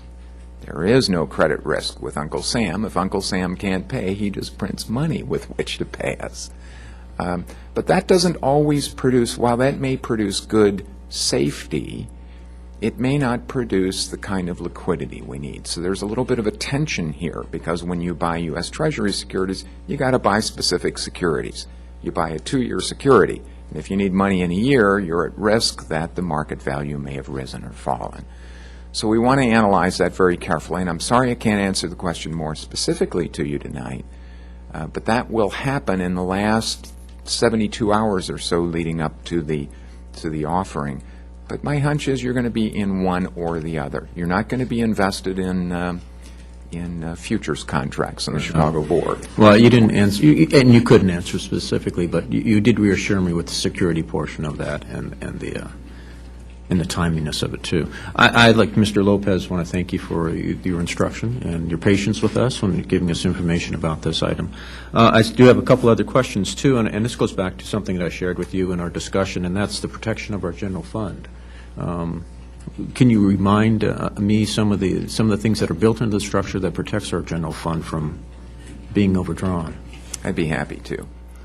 First and foremost, I was remiss when I started this presentation in not congratulating and thanking your city staff that I've worked with, and I'll embarrass them a little bit, but Robin Putnam and Patrick Johnson and Tom Gardner have been a delight to work with and have put me through the hoops on making sure I can answer the question you've just asked very specifically. And the protections basically fall into three categories. Category number one is you start with protections inside the borrowing vehicle itself. Make sure that you fund up reserve funds so that in the event that there is some kind of a catastrophic dislocation of revenues, that when the debt comes due, you don't default on the debt the day it comes due. Now, reserve funds are not limitless. Sure, if there's a catastrophic event and you exhausted the reserve funds, then you would be looking at a default environment. But fund a reserve fund. Secondly, use conservative assumptions in your borrowing rates and in the rates at which you presume that the borrowed money will be invested during the period of time in which it's going to be sitting there pending investment on the projects. Third, construct your repayment terms such that you're sure you can live with them. And that's, earlier I talked about the 2% versus the 5% assumption. The second thing you do is you look at the project contracts and the expenditures themselves, and you build some firewalls in there. And we brushed on that a little bit when we talked about things like design-build contracts, making contractors or suppliers pay liquidated damages if they don't deliver on time that are equivalent, or as close as possible, equivalent to the amount of debt service you would have. And the third is to package all of those things together in such a way that you have good controls. You have good controls both in terms of the money that's going out, and you have good controls and knowledge about the money that's coming into the general fund for Prop L. We had a very animated discussion last night with your Prop L Oversight Committee on this particular issue, okay? And Mr. Gardner, I think, has done a superb job of identifying the manner in which, when Prop L monies are received in the general fund, they can be properly earmarked and understood, and the data can be analyzed so that you can make rational decisions going forward. Have I answered your question? I think you did a very good job answering my question. I guess this is the question of our legal counsel. Can someone sitting in this dais participate in these bonds? Can we purchase these bonds, or would that affect our future voting on any of these projects? I mean, I'd like to be involved in this because I think it's really exciting, but does that limit my participation then?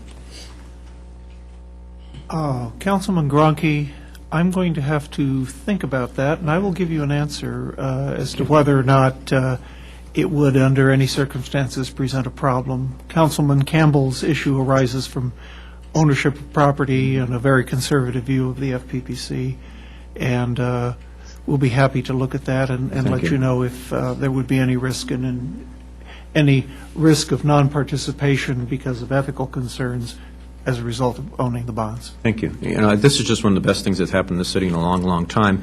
And to go along with that, I just want to say that I've had some concerns in the past with staff, particularly on the Moonlight and some of the ADA considerations. I have talked to Ms. Putnam about that, and she reassured me that the major ramp, concrete ramp with railings cutting through our park is not going to happen, so I appreciate that. And although I haven't seen the final design, I imagine you're going to try to blend it into that amenity as well as you can.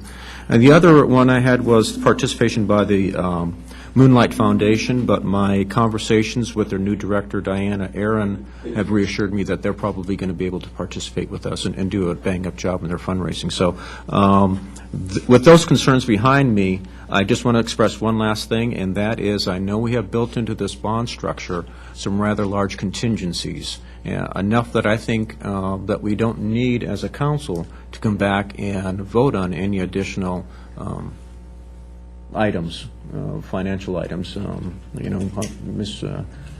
Our city manager will know that I always talk about these overdrafts. So if we can leave those behind, I think that would be wonderful. So having said that, I think we need to move along with this and have our city enjoy these new amenities.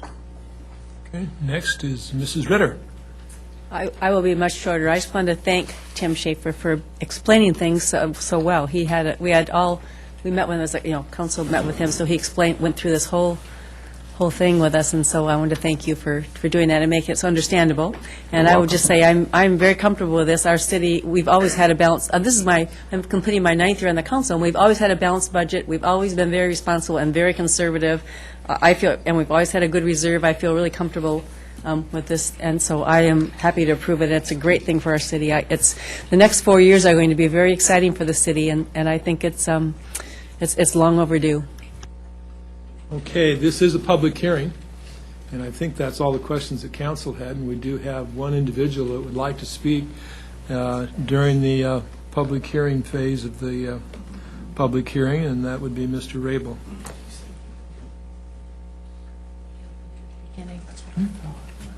I do.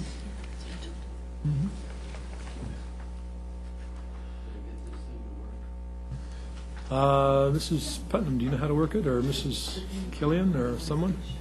The overhead? Seen these ahead of time.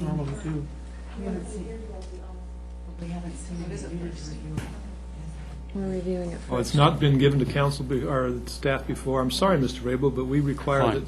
that material be given to staff to review first. I will get the rule book and abide by whatever the rules are in the future. I'm unaware that what the rules are. Well, it's just that we never know what's going to be on a sheet of paper when it gets put up there.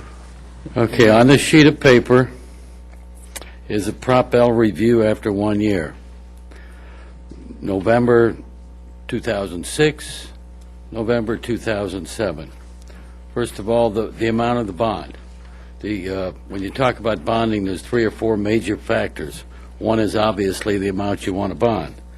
November 2006, it was $98.65 million. Today, it's $115 million. The next important data is what's the first year revenue. It was projected last year that it was going to be $6 million. The number now is $7.1 million. The third item that's important, obviously, is the projected growth in inflation. In '06, it was 3%. Today, it's down to 2%. As a benchmark, inflation over the last 25 years, just inflation, not growth, is 2.6% a year on average. Gentleman said that the state is using 5%. When they went to the ballot last year, they were using 6%. The final thing that drives the bond and the cost of the bonds is the duration. My impression last year was it was not to exceed 30 years. I'm told now it's 30 years. Take it or leave it. That's the end. I'm not sure it's fair to the next generation, and I would have preferred that options be presented to you, like a 20-year plan, and what that would mean in terms of how long the tax needs to be in place. Knowing that you can't influence future councils, you can't dictate to them. But one thing you could do, and you might think of, okay, is the first of a continuing resolution that says the sense of this council that when the projects are completed and the bonds are paid down, that the council in place at that time, or that you strongly urge that council take a real hard look at the need to continue the half a cent sales tax haircut. With that, if we could get that much, that would be nice. If not, I fully understand where you folks are. Thank you. Thank you, Mr. Rabel. Mr. Lopez. Did he say that after 30 years, if the council was in place, whatever council is in place, after 30 years could continue the half cent? Is that what you said? No, that's not what I said at all. What I would propose is that you would urge that the council that's in place when the bonds are paid off to scrutinize the need for the continuation of the 0.5%. I guarantee you that will occur because of the economics of the use of the money and the underlying assumptions. That will occur before 30 years. And the question is, do we want to keep taking taxes from that generation even after the bonds are paid off or not? Thank you. I feel that that I need to say this, that when people come up to speak on this podium and they bring paperwork in front of the council, that if we could please get that prior so that we have a chance to look at it, because I'm the type of person that does not like to receive paper. I mean, this is good, but do not like to receive papers up here and try and conduct a meeting and try and figure these things out. So in the future, if we could receive them at least a day before so we can look at it, and I'm telling the public that this is the way I think, so because it's hard for me to make decisions on things when people bring the things at the last minute. Thank you very much. Good thought. Thank you, Mr. Okay, Chair. Mr. Gronke. Yeah, I think we owe it to the public very quickly, maybe Ms. Putnam can take care of this. The bonding was considered to be for the project. I'm sorry? The bonding was considered for the projects, and the projects were somewhere in the neighborhood of $100 million. And now we're going over that number. I bought a house. I know what it means that you have to pay for the entitlements and so forth and everything. Can you just very quickly just go through some of the numbers? Mr. Schaefer's going to respond. We have a great slide That'd be in great. our Just second to kind of part show of why the we went above that presentation number. to show why it's the numbers higher. Okay, Mr. Schaefer.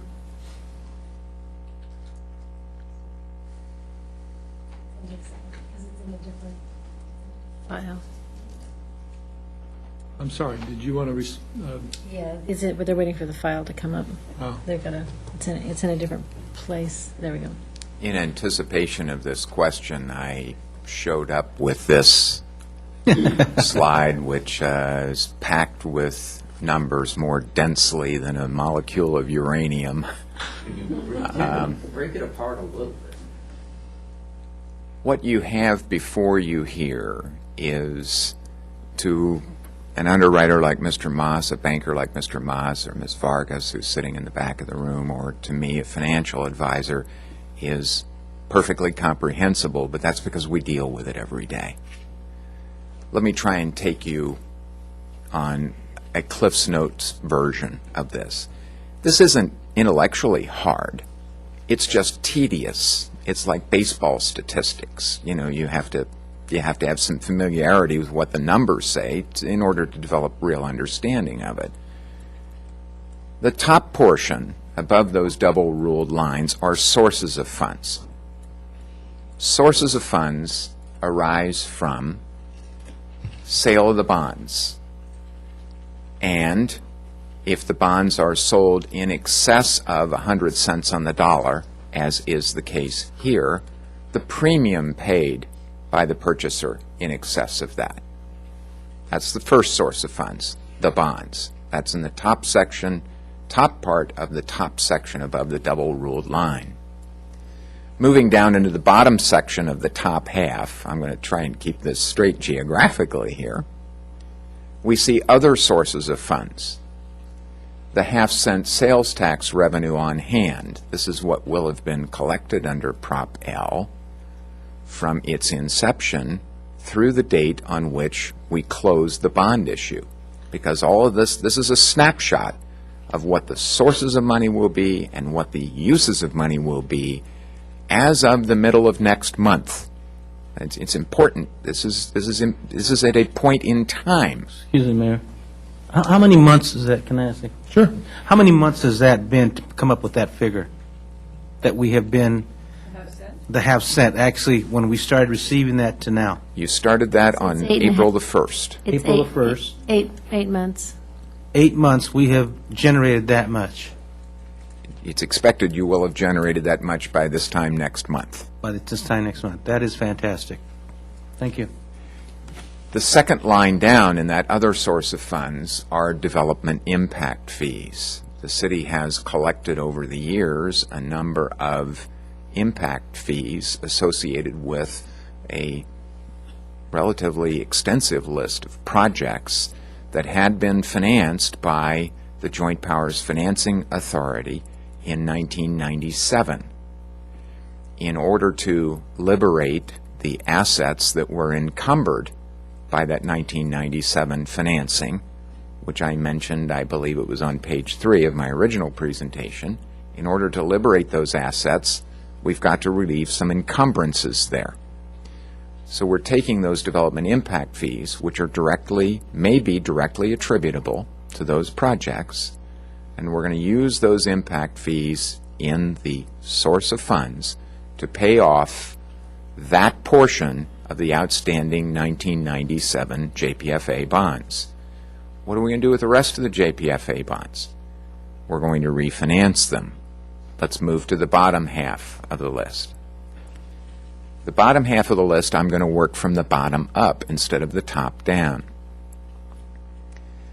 Contingency is in a bond issue what it is in a construction project. Some of these numbers are estimates, so we build in contingencies to make sure we have some wiggle room if somebody presents a bill that isn't the amount we estimated it to be. The delivery date expenses consist of the cost of issuance, the underwriter's discount. This is what we pay Stone & Youngberg and Citigroup to sell your bonds for you. And we have built in here a premium paid to a bond insurer. This last point is an optional one. I'll come back to that in a moment. Delivery date expenses of cost of issuance are for people like me. They are for your lawyers, your outside consultant who projected your sales tax, for your legal team, for your third-party trustee who will hold your funds, for the fees and expenses associated with printing documents, preparing the official statement, mailing it and distributing it to the investors for the purpose of enticing them to buy your bonds, and a whole variety of other things like that. Moving further up the list, we get to the real significant numbers. The other fund deposits, and these are the two big guys. The first, $11.8 million, for funded interest, is money that we borrow that will pay for the carrying of the debt over the next couple of years until we actually have the right to enter into the premises and use them. Once we have the right to enter into the premises and use them, we can begin making rent payments. But we don't want to pay rent on a building that we can't yet use. But we need to borrow the money today in order to build the building that we can move into a year, 2 or 3 down the road. So we borrow the carry cost. That's called capitalized interest, sometimes referred to as funded interest. The next item, the debt service reserve fund, is a pocket of money that is put aside for the purpose of assuring the bondholder that if for some reason we are unable to make our debt service payment, there's a pool of money available to make an annual payment to the bondholder while we work out whatever it is that created our difficulty in making our debt service payment. Moving further up the list, you'll see in the second of the three columns, SLG purchases. SLG stands for State and Local Government Series. These are U.S. government securities that are purchased for the purpose of depositing into an escrow, which will be used to pay off the portion of the 1997 bonds we talked about a moment ago. We've got to make them go away, and while we have that offset in time from the day we borrow until the day we make those bonds go away, we invest in U.S. Treasury securities known as slugs or SLGs. I'll skip over the cash deposit.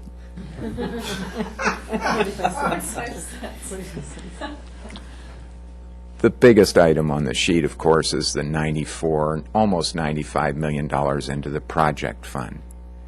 Now, how does $94.6 million turn into $100 million or more to buy projects? It earns interest. And it earns interest while it's sitting there waiting to be expended on the projects. Remember, I said this is a point-in-time snapshot, so it doesn't yet show the effects of that interest earnings because it's being taken as a snapshot at a point in time, and that's closing date. If you take the $94.6 million, invested it conservatively, as Mayor Pro Tem Gronke prompted me a few moments ago, that will grow. Based on our conservative assumptions, we believe that will grow to be more than adequate to pay for your project expenditures when you make them in the amounts in which you expect to make them. Has this clarified the issue? Thank you. It does for me. Are there any other questions by council? I guess the last question is, this is a public document and can be seen by people within the community. Absolutely. Thank you. Okay, we've heard testimony from one individual. Are there any others in the audience that wishes to express themselves on this issue? The public hearing is still open. Okay, hearing none, and there are no further questions from the City Council. I'd entertain a motion by a member of the City Council to approve this item. I'd like to make a motion. I'm sorry, Mayor, if I might interject Close here. the public hearing as well. Is that on this item, we would like to have those three resolutions read into the record. Okay. As As you make your motion, 1, 2, 3, yeah. Okay, not number 4. Oh, there's only 3. Where are you? These 3 right here. I don't have that with me. So okay, we'll do that. Well, here, I can go ahead and read them in. The first resolution, City Resolution Number 2007, next in order, making required findings, authorizing the, this is the, all right, just want to make sure. Making required findings, authorizing the execution and delivery of documents relating to the sale and delivery of 2007 certificates of participation, 2007 community projects, not to exceed $125 million, and authorizing certain documents and directing certain actions in connection therewith. Number 2, Vista Joint Powers Financing Authority Resolution, number 2007, next in order, approving a lease purchase agreement with the City of Vista and certain other documents in connection with the execution and delivery of the 2007 certificates of participation, 2007 community projects, in a principal amount not to exceed $125 million. And the third is Community Development Commission Resolution Number 2007, next in order, approving an amended reimbursement obligation related to Vista JPFA 1997 lease revenue bonds and approving certain documents and authorizing certain actions in connection therewith. Does that cover it? Okay. And you're making the motion? I'll make a motion to close the public hearing and approve this document. Okay, and those documents, and Mr. Lopez requested a second. Okay, we have a motion and a second. Please cast your votes.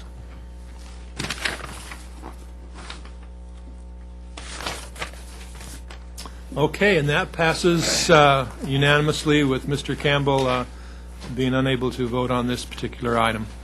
Okay, we're going to take a 5-minute break, and then we'll get back to the next public hearing, which would be the adoption of a resolution of necessity for 345 North Santa Fe Avenue.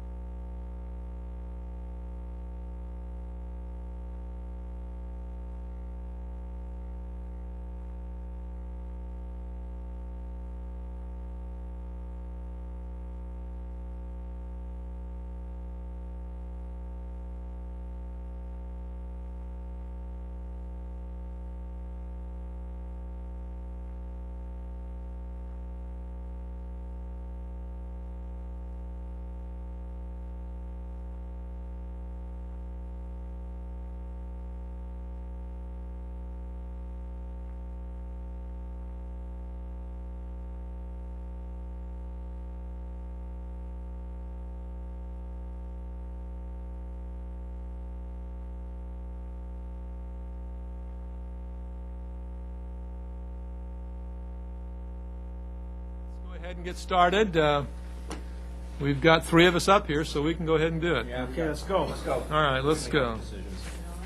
While we're waiting for the two councilmen, looks like the audience has just shrunk just a little bit. We're happy to have Troop 718 from Fallbrook with us, here for a number of reasons, but we're happy to have you with us.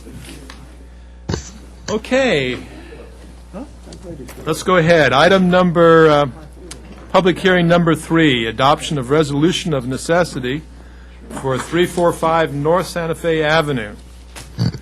Okay, who's going to give the report? Okay, Jeff?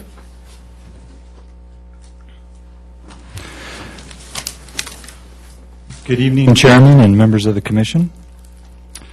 In our continuing efforts to improve the city, remove blight, and revitalize the redevelopment area per the redevelopment plan, we are here tonight to conduct a public hearing to receive comments from the property owners regarding the public use and acquisition of property located at 345 North Santa Fe Avenue, and to consider adoption of a resolution of necessity.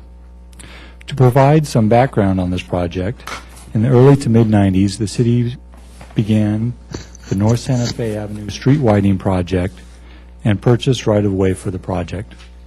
In many cases, entire parcels were purchased from business owners along North Santa Fe Avenue. The subject property owners decided to remain on their site. Thus, as you can see by the picture, the subject property now divides commission and/or city-owned properties. The subject property is in the Vista redevelopment area and prevents effective use and redevelopment of the public-owned land along North Santa Fe. As shown in the following slides, the structures on the subject property are in poor condition and have outlived their physical life. In addition, the property is a non-conforming use, which is incompatible with the adjacent public properties. This has the ultimate effect of prolonging vacant and underutilized land, hindering economic activity in the area, while being an impediment to the revitalization of the area according to the objectives of the redevelopment plan. As a result, the acquisition of this property is necessary at this time for the public purpose of assembling property to effectively utilize and revitalize the redevelopment area as outlined in the Vista redevelopment plan and as identified as one of the Commission and Council goals. The resolution of necessity is presented to the Commission because repeated attempts to negotiate to acquire the property through a negotiated settlement have been ongoing for over 2 years without success. The attempts to negotiate have included notification of owner participation opportunities, recent offers to negotiate with the property owner made July 16th and August 30th, 2007, and an offer to purchase the property at the appraised fair market value made on October 11th, 2007. On each occasion, the offer was declined or there was no response. Prior to this hearing, a notice of hearing was mailed on October 25th, 2007 by first-class mail to the property owners, which informed the owners of the Commission's intent to consider the adoption of this resolution and advised the owners of their right to appear and be heard. California redevelopment law has specific rules that outline the procedures that must be followed for acquisition of property through eminent domain. The Commission takes these rules and procedures very seriously and has worked diligently to ensure that all rules and procedures are followed to the letter of the law and has proceeded cautiously in moving forward with this project.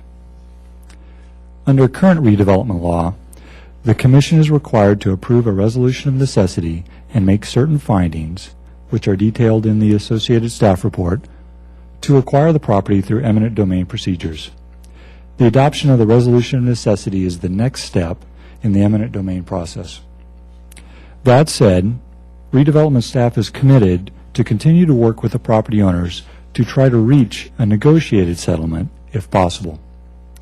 The following step in the process is to file an action for acquisition of the property through eminent domain in the state court system.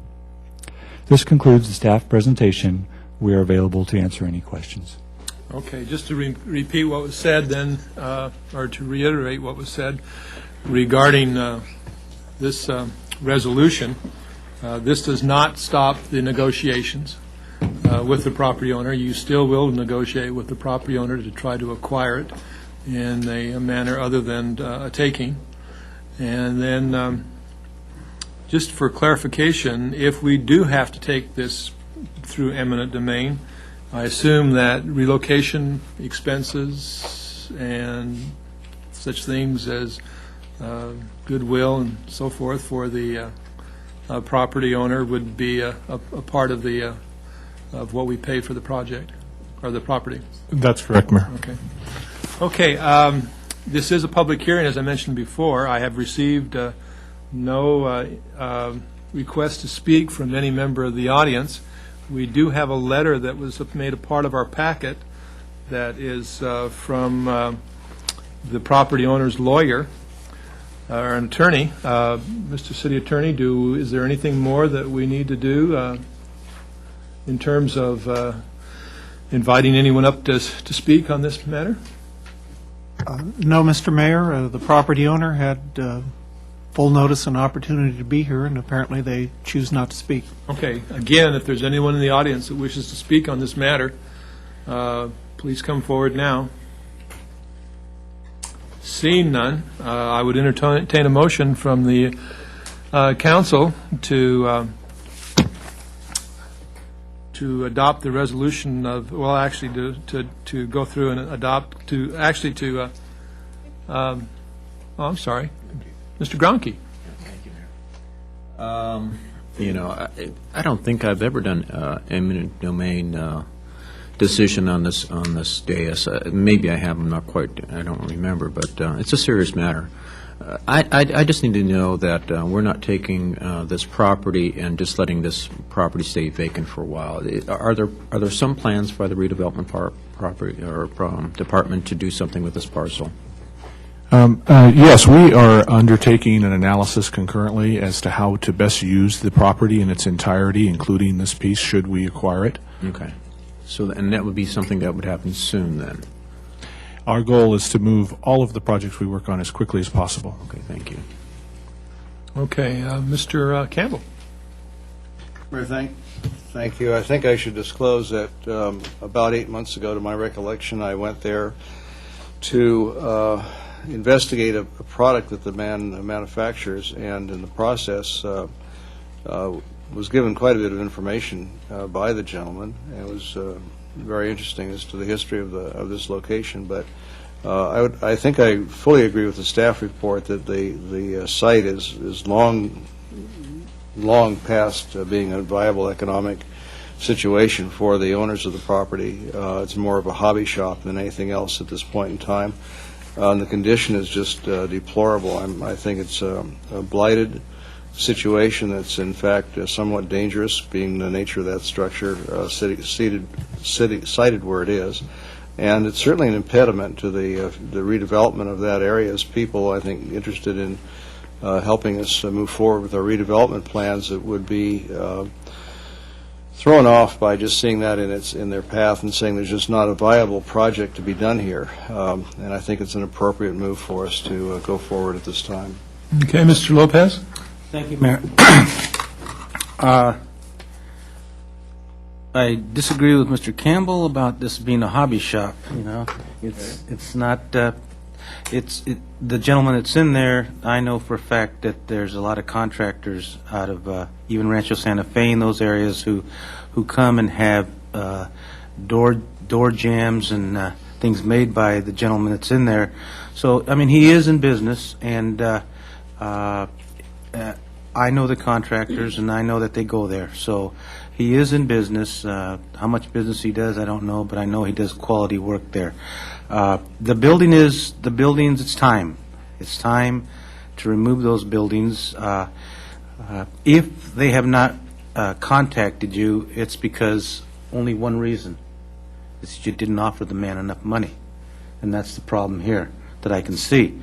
But it's time, and we have to, if this is the process we have to do, then we have to do it. And maybe that will bring the attorney forward, and I don't know, maybe it's the attorney, I don't know, maybe they want more money, I don't know.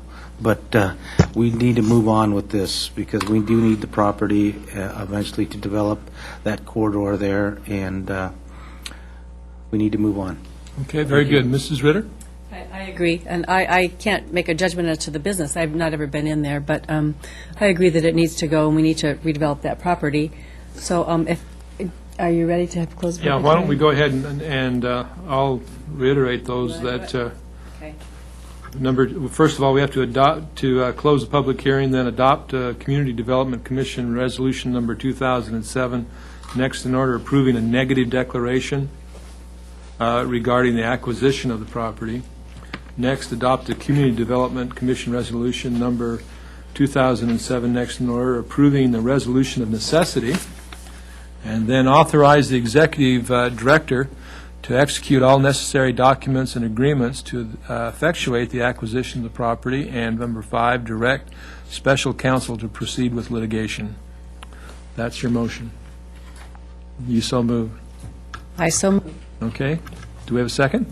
I'll second it, Mayor. Okay, we have a motion and a second. Any further discussion? Okay, please cast your votes.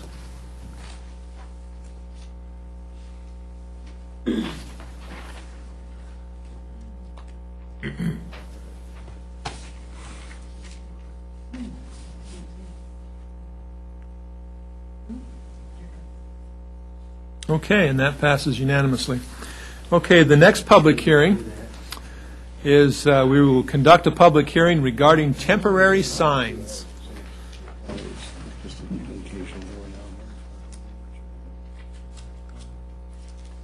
He's actually sick.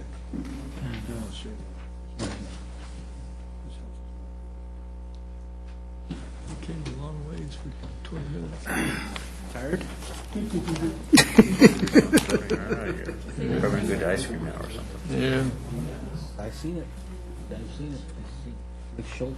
Okay, Ms. Parker, would you please give us a staff report? Yes. Good evening, Mayor. Thank you, and council members.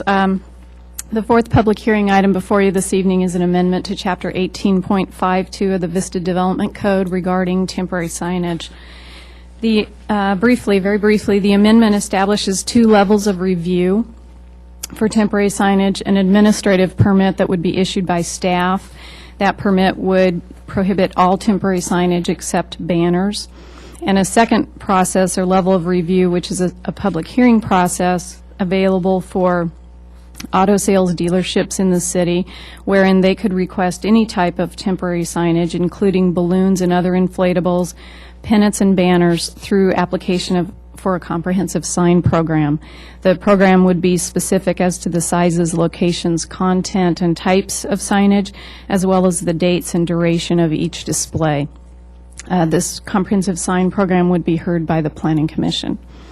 Very briefly, just the key points of the administrative or banner permit include the following. A permit would be issued for only one banner at a time on any one building or lease space. Banners would be displayed for only 16 consecutive days, except for grand opening banners, which may be displayed for 30 consecutive days, or open during construction type banners, which could be displayed throughout the period of construction. Banner displays must be separated by a minimum of 90 days. We've related banner size to building size in the same way that wall signage is currently related in the code. And banners would only be allowed to be attached to legally permitted building structures on the sites. Some key points of the special signage provision that is available for auto sales dealerships include the comprehensive sign program could propose any type of signage currently permitted by the code, as well as banners, pennants, and balloons. As mentioned, the sign program must be specific with regard to the sizes, materials, locations, etc., as well as it must anticipate the dates of display, the annual dates of display, and the duration of those displays. So in other words, the applicant would define all of that ahead of time, and that would be the action or the request that the Planning Commission would review. Once adopted, the comprehensive sign program could be amended through an amendment to that sign program if the applicant's needs change over time. And any subsequent posted signage that was not consistent with an adopted comprehensive sign program would be subject to citation and removal. Staff feels that the proposed amendment will allow for ample advertisement of special events while keeping the city's commercial areas free of unnecessary visual clutter. And that concludes my formal presentation. I'm happy to answer any questions. Speaking of visual clutter, I would certainly appreciate it, although I don't see it in this particular draft or this particular item. But I'll tell you, off-site real estate signs are just getting to be awfully real clutter in this community. So I would hope that in the future that we would take a look at those.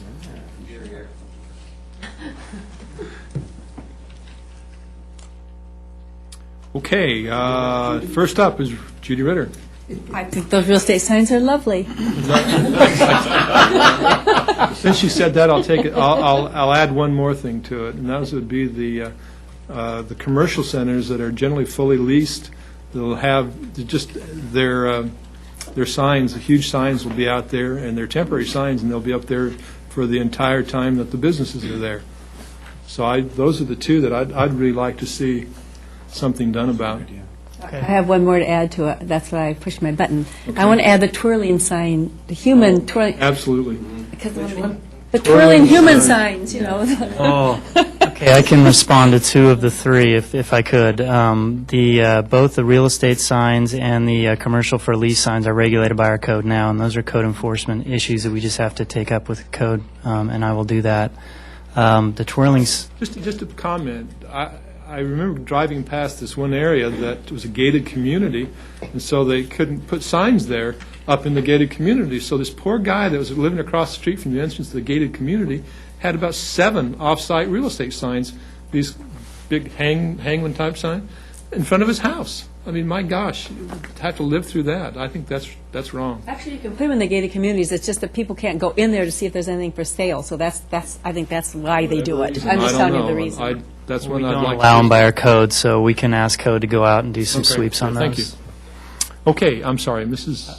No, he's going to. I was going to respond to the twirling sign issue, so, and I'm sure the city attorney can jump in, but my understanding is that if we try to pass an ordinance that limits people from doing that, we can't allow anybody to do any kind of signage in the public right-of-way for any purpose, so it would also limit some things like fundraising activities and things like that, if you want to add to that. Boot drives by the firefighters, Children's Hospital fundraisers, kids, teenagers out for car washes. Car washes are that's illegal true. anyhow.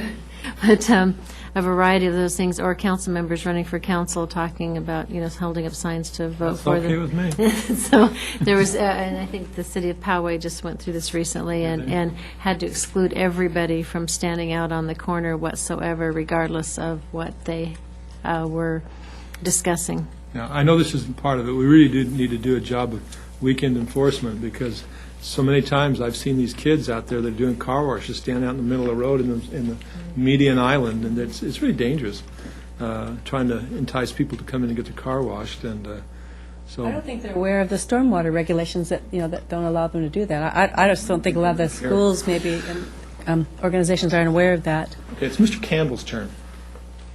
Well, on the twirling signs, what is the council's feeling about if people stand there with a static sign and not twirl the darn thing? Is that the same category as you're talking about? It is for me. Because I've gone down East Vista Way on occasion and seen 6, 7 of these things. It's a terrible distraction. It is a I think it's distraction just from drivers. tendency to rear end somebody. You're trying to read the thing and it's twirling. And Well, they're Spanish sometimes. You can't read them. I think the staff is saying that there's not much we can do about it. Is that what you're saying? There is some things we can do about it. We can consider amending our ordinance. It just means there's a lot more limitations than just sign twirlers. So I can come back and present sort of what that means if we want to consider that. well, at least as a start, if we'd stop the twirling part, that Just stop it altogether. might help. The question about balloons, and here we're talking about balloons of any size or shape or whatever. occasionally, and I think I've seen it historically with flower shops, if you will. They've had balloons outside showing some display or whatever, featuring a display. And there's various civic groups and all that to try and promote an event. There's people showing their property for sale by themselves and/or some party they're having with balloons and all. What really is the intent here? Is we're just trying to get rid of all balloons with except of auto dealerships? We have made a provision in the proposed amendment that would allow balloons to be displayed on residential properties for purposes of a temporary celebration. So something like a open house wouldn't qualify, but, you know, a child's birthday party would. But people put these down the street on the light post and whatever so people can find how to get to the house. That's permitted, or that's part No, of it? that would not be permitted. It would have to be on the property itself. I think it's permitted now, is it? Yeah. And what would you do about garage sale signs and things like that we see proliferating the place in the weekends? All of those signs are currently prohibited, so it becomes a staffing of code So enforcement. it's just an enforcement issue then? That's correct. Okay. And what types of balloons would auto dealerships be allowed to use? We've left that open for them to propose within the comprehensive sign program, so what the Planning Commission would be reviewing would be the size and the shape and the content and color, all of the facts about the inflatable. So it could be any size, shape.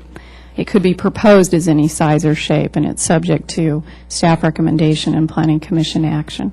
Thank you. Okay, Mr. Lopez. Thank you. Question, Mr. Connolly. The signs that are on the shopping centers, these great big, huge signs, lease, for sale, whatever, how long are those allowed? The ordinance states how long are they allowed? Do you know? Off the top of my head, I don't know. There is a limitation on time and size. The size, I think, is dependent upon the acreage of the property, and then there's some time limitations of the time that it's for sale that you can display those. Well, because we have a 16-day period where your banners are allowed only in the city, and they were pretty tough on that part because on only allowing 16 days. I remember the Planning Commission, I can't remember if I was on there, but I think I was on there, and I felt that 16 days was not enough time for a banner, especially when they cost so much. But the rest of the Planning Commission at the time felt that 16 days was okay, I guess. So, but as a business person, you want to get the maximum you can for your dollar that you advertising for the dollar that you spend. But at the same time, when you go to a shopping center right down here at Vaughn's, there's a huge sign there. I don't know how long it's been there. I think we need to relook at this to determine, just like we did with the banners, 16 days. I mean, how long do you leave those signs up? You know, we need to bring that back and relook at that ordinance. I will look into it, but I believe that for sale signs are allowed to stay as long as the property's for sale. But how about for lease? Same thing. They are. I don't think there's a time limitation, if my memory serves right. I'll look back at that, but I was under the impression that they're allowed to stay there as long as the property has for lease, space for lease, or the property's for sale. Commercial, It's just including commercial? included in commercial, yeah. It just regulates size That's and all we have is location. regulation on size, that's it? And location. And location. Okay. But we do want to look at that, don't we? Yep. We can consider that, absolutely. Excuse me. You've already spoke once. We have some audience that would like to speak. Okay. And then we'll come back to the council. Is that all right with you, Mrs. Ritter? I guess so. All right, Mrs. Ritter, your turn.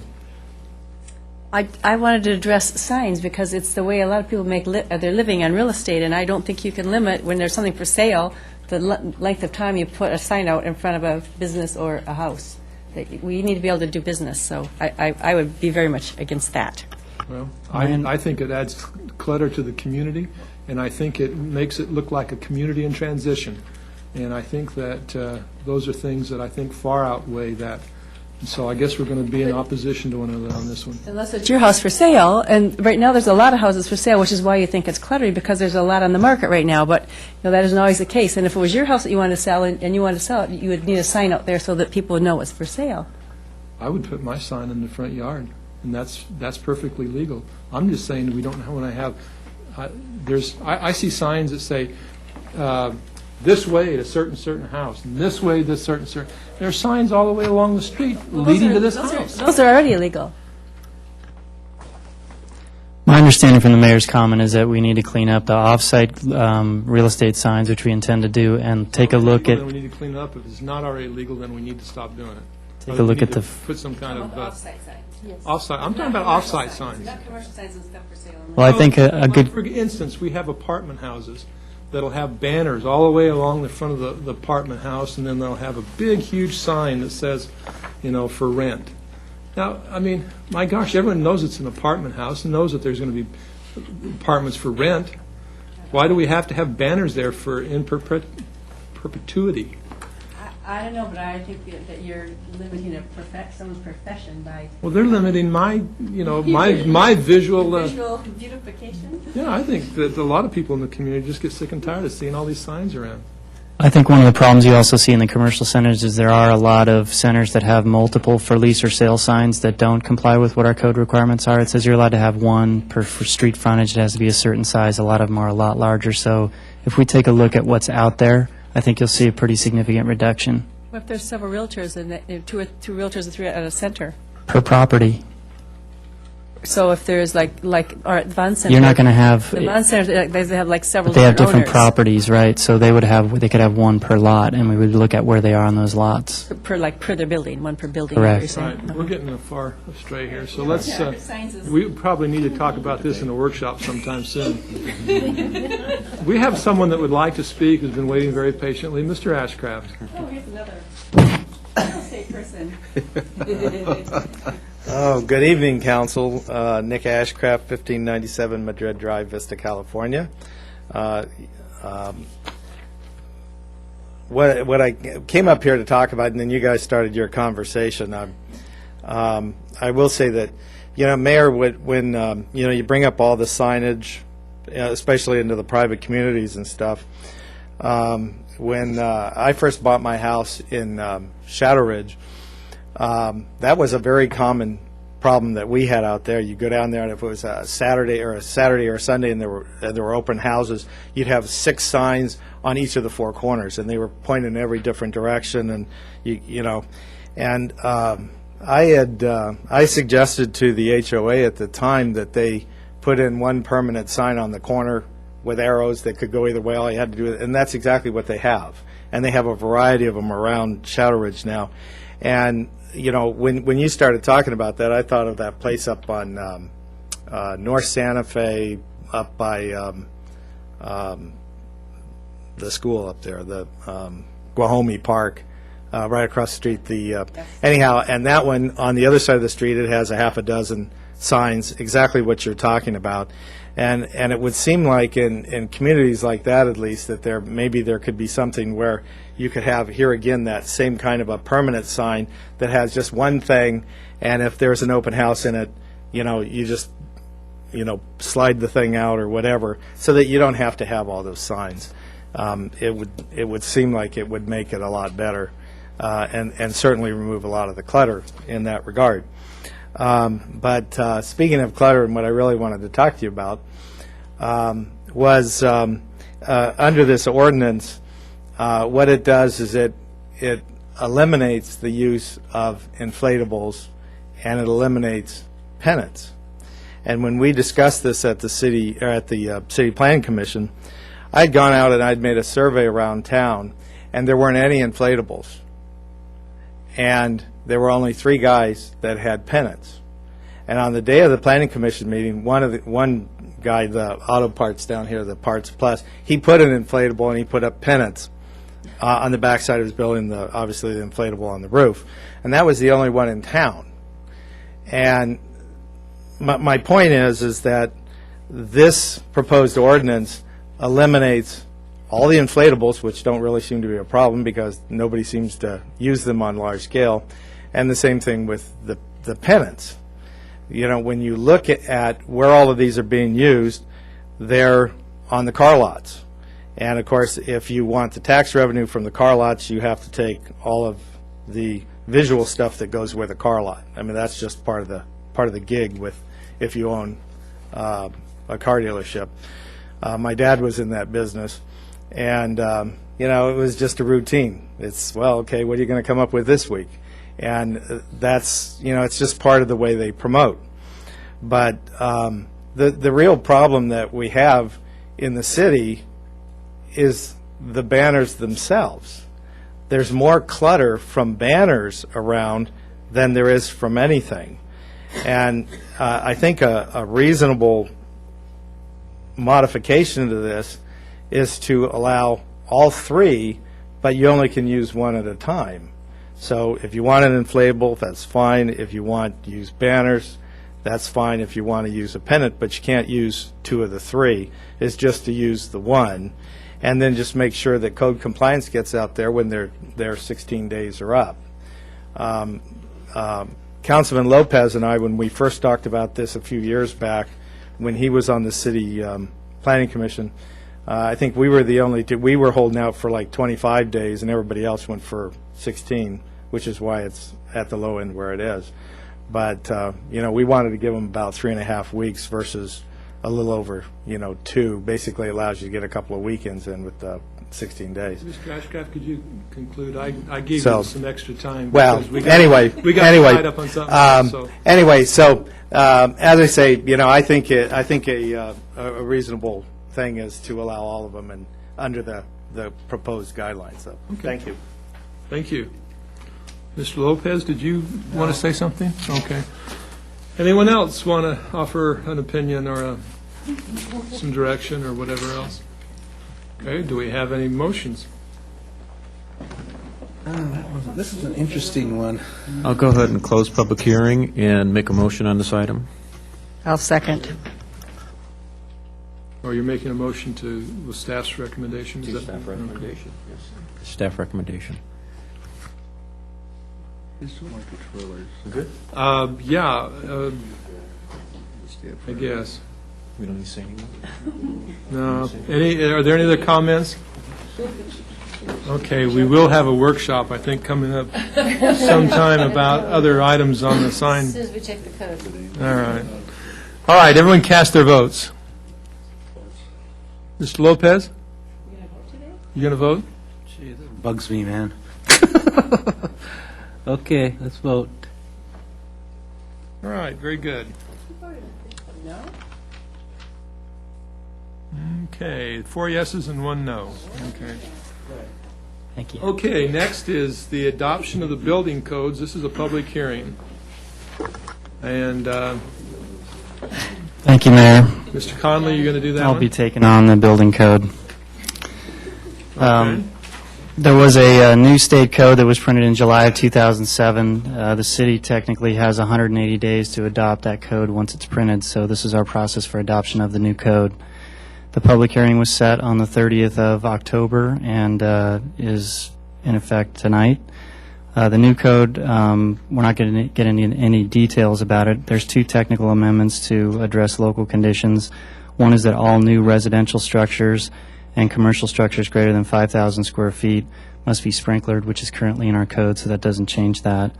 And we propose a change to strengthen the prohibition of using wood roofing materials to encompass repairs that can occur over a 4-year period, up to 10% of the roof. Right now, it's up to 50% of the roof in a 1-year period.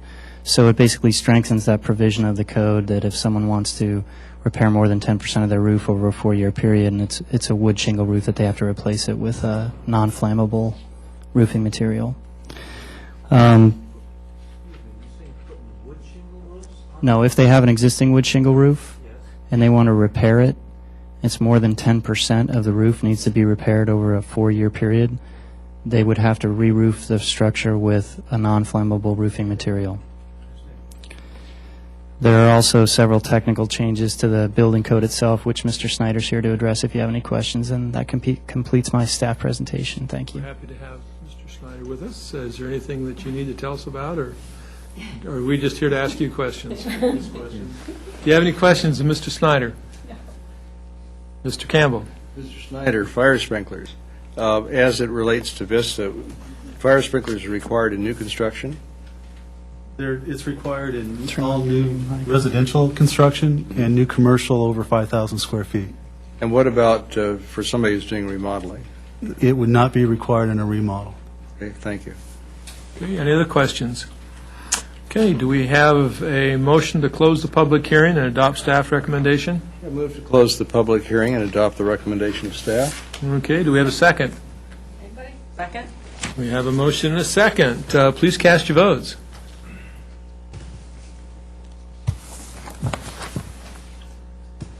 Okay, and that vote is unanimous. Next, we'll go to the adoption of the fire code.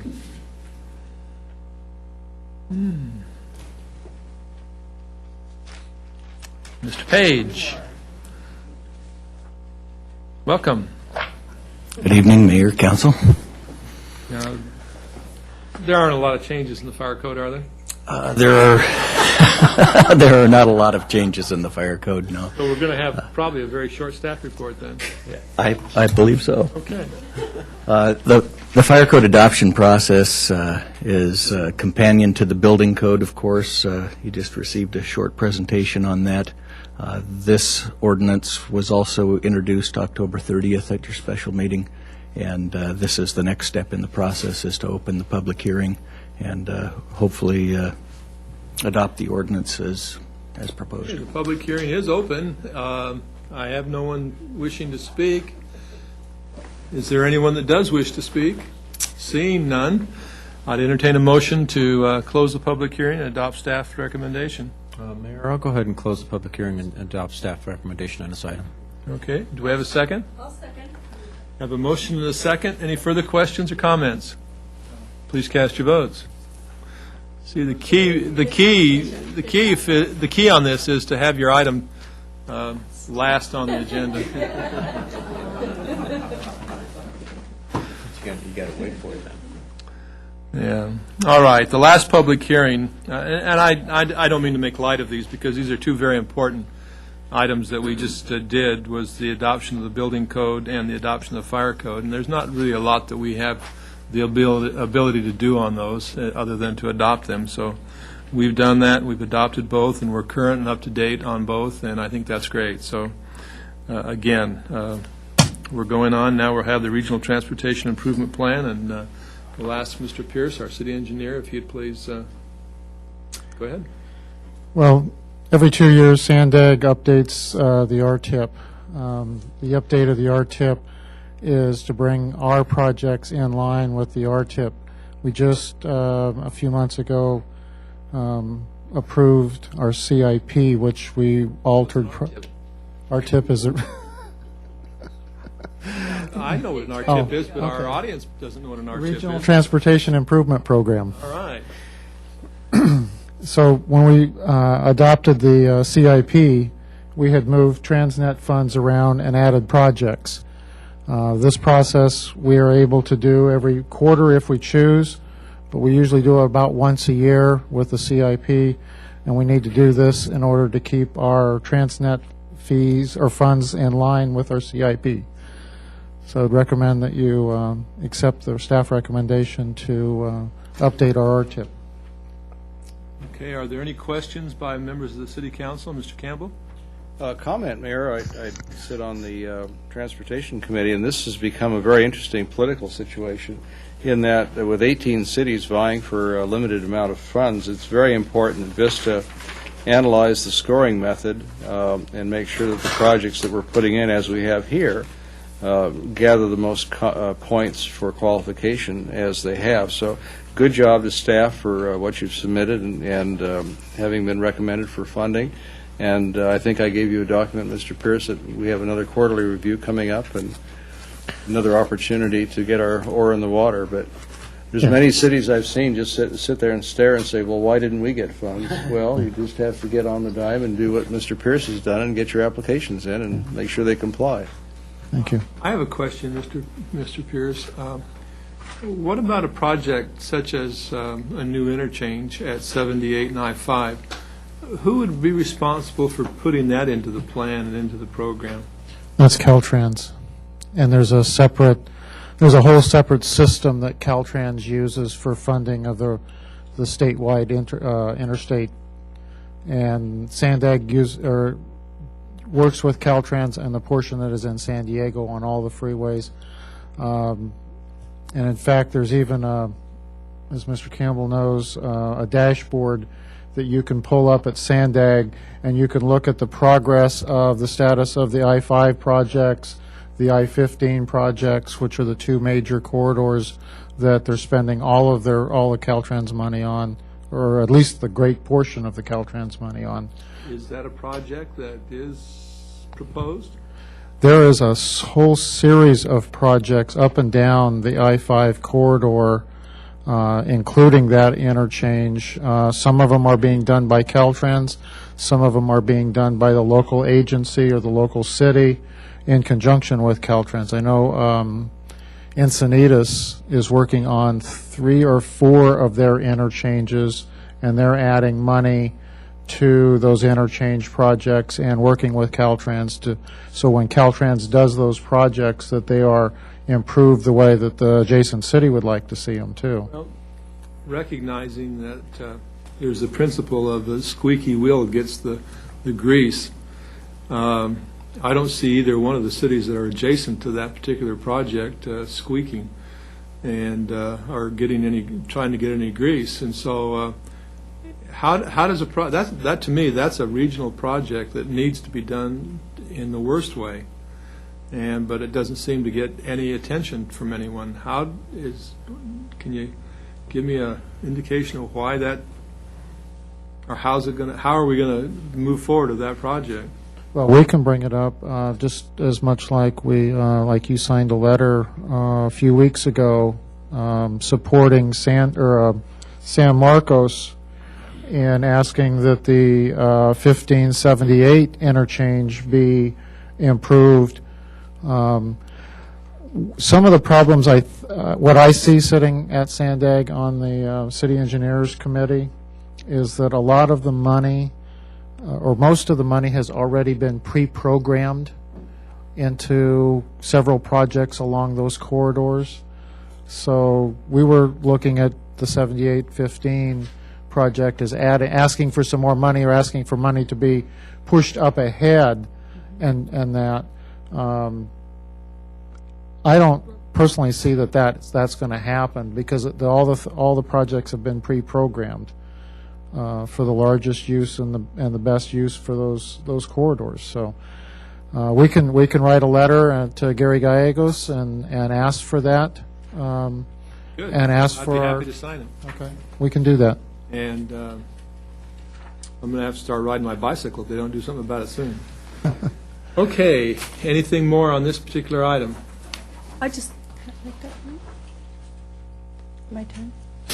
Okay. I just was going to have you look into the fact that I thought that Darrell Issa had gotten some money for the 785 interchange a while back. I know he had some for the Rancho del Oro interchange, which Oceanside turned down, but I also thought that there was some money that he'd gotten for, not all of the money, but some money for that interchange, so we might want to check on that. Okay. And the other thing, I noticed that they just, a big amount of the state money that was transportation money just came for the HOV lanes on Interstate 5 from, I can't remember how far down, I think it was Encinitas and down to where it connects with the other piece. They're actually working on that now. Yeah. So anyway, so I read that was some of the first money released by the state in the transportation fund or bond. That I just think this is a project that's been needed for 10 years, 15 years, and they just no one seems to squeak about it, and so it never gets done. Yeah, you're right. We can write a letter. So that was all. 78 and 5, Frank. Yeah, it needs to be done. So with that, if there's no speakers, I would close the public hearing and adopt the council resolution. Okay. Do we have a second? Second. Okay, there you have a motion and a second. If you would please cast your votes. Okay. And that passes unanimously, and I believe that's the last item we have on the agenda. We'll go now to reports from members of the staff. Mr. City Attorney. Happy Thanksgiving to one and all. Thank you. Mrs. Gelder. Thank you, Mayor. Just as a reminder, not that we would let you forget, but that we do have 2 meetings in November, which is an anomaly, and we appreciate your indulgence. But Which one is on Thanksgiving? Which is on Thanksgiving. It's, since it is a little bit different, we do have the 5th week, and so it is the 27th of November. We appreciate that. We have had full agendas lately and continue the next 2 that we have for the remaining of the year. We will also have a number of items. We probably won't try not to have as many public hearings as we've had this evening. Thank you. Thank you. If you don't mind, I'll go first this time. We have a staff member that's going to be leaving us at the end of this week and starting a new job up in the city of Marietta, and I'd like to just say thank you. I know he's not here tonight, and I was hoping that he would be here tonight, but to say thank you to Rick Dudley for all the years of service that he's given this community. And I know he's going to do a great job as the new city manager of Marietta, and we're very proud of him and for all the work that he's done. We're especially proud of him for the work that he's done on the sheriff's contract. I think he was one of the, if not the expert on the sheriff's contract all these last few years, and has done a real service for the community. And he'll be missed, and we wish him well, and if you'd convey that to him, I've already conveyed it to him, but if you'll convey it to him too, that I'd appreciate it. And I know he'll do a good job up there. Mr. Gronke. Thank you. Several things tonight, but I'll make it quick because it is late. First of all, a blatant advertisement. I promised my daughter. But since we just celebrated Veterans Day, Rancho Buena Vista also celebrates Veterans Day with a USA tour show that they host at their gymnasium. And so I suggest you look into that. It is really an exciting time. It's basically people that have participated in World War II, Korea, and so forth, and they come in and tell their story, and it's an exciting time down there. So if you have an opportunity, it's in early part of December. Okay. Early part of December, and they're going to have a very legal car wash to fundraise for that. Also, too, on a more serious note.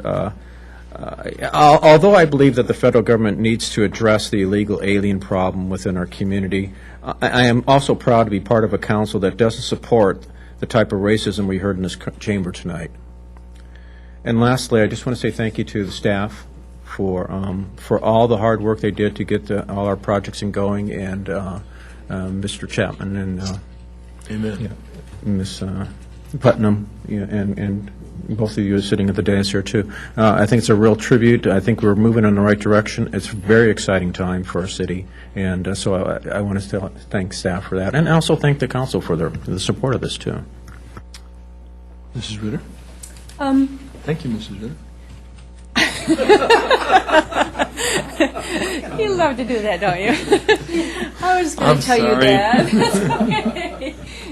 Last week on Sunday morning, I did the 5K for Dan Besant, the fallen officer 5K that was in Oceanside, and it was very well. There were a lot of people there, a lot of sheriffs and Marines and things there that ran that. It was kind of fun. And next Thursday on Thanksgiving Day, they're having the turkey trot over there. So not to promote all their 5Ks, but it's kind of fun to do something before you eat. Yeah. So anyway, I would wish everybody a happy Thanksgiving. Well, thank you very much. Mr. Campbell. Well, it's a very exciting evening. I'm sorry I couldn't be part of the financing discussion, but Mr. Vance and I and Mr.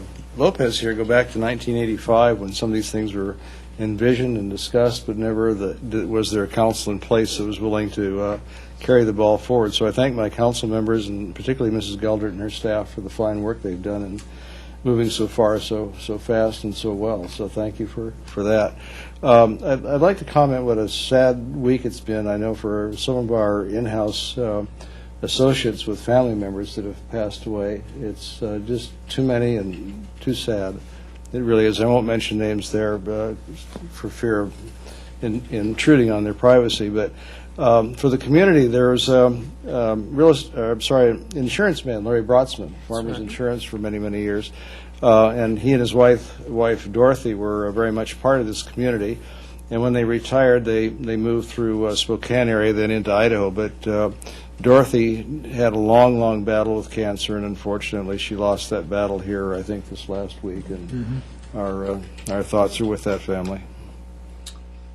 Okay, Mr. Lopez, Mr. Lopez, I want to thank you for that, those comments you made about the financing. I thought those were very well thought out, and I thought you did a great job. Those just really conveyed my thoughts as well. Thank you. Thank you. Thank you.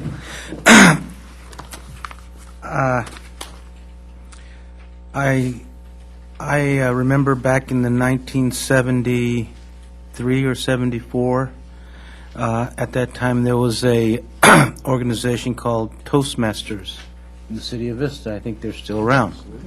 And I can always remember Larry Brotzman and Dorothy. They were great friends of ours during that time. We did a lot of things in the community, and they used to come in. The Toastmasters used to come into my restaurant and have breakfast there, and they would speak. And most of you know that I get nervous when I speak, and they used to say, "Frank, you need to join us because you learn how to speak, you know." And I says, "No, I'm just too nervous for that, And so, but I was a lot younger then, and I was kind of nervous, and so I never did join them. But they were such good people in the community in those years, and did a lot with the different organizations, and it's too bad, but she was a nice lady, and they did a lot here in this community back then. But tonight I'm going to speak about something different. I'm sorry, Mayor, but I'm going to take some time, okay, because it's something that's been on my mind for a long time, and it's different. I'm going to speak about two of my council members up here, okay? And the things that sometimes I don't agree with our council members, the two that I'm going to speak about, but there's a couple things that I admire about them. First is Mr. Campbell. Sometimes I don't agree with him, but what I do admire about him, that his wife was sick with cancer a while back. And Bob, I seen that you spent a lot of time with your wife, because you never know. And you did spend time with her, and I really admire that about you, that you spent so much time, because I've been married 41, you're going to be 41 years, and you're a gentleman. As far as I'm concerned, you are a gentleman, that you spend that time with your wife, and I really admire that for you. Years. I admire that part of you. The other person is Judy Ritter. Judy Ritter comes to my restaurant quite a bit, and she always comes in with her family. She comes in with her girls and her grandkids. I admire her of her because she spends time with her grandkids. No matter when I speak to her, I got to go. I got to go see my grandchild play football or whatever. But she spends so much time with them that she is truly a great grandma and a great mom, and I admire those two people for what they do. Thank you. Well, thank you. That was nice. Thank you very much. With that, those words, we'll now adjourn. Could I just throw a quick one in? Oh, I just have to. I just forgot. I totally forgot. Any of you that would like to wish a young man well who's going to Fallujah on Friday might go into Picket Fences and say hi to Scott. He's on the wait staff. He's a member of the family that owns that restaurant. Fine young man, but he's taking his first tour of duty there, and we wish him well, and you may wish to go in and wish him well yourself. Thank you. Oh, that's very Nice. Okay, we're adjourned then.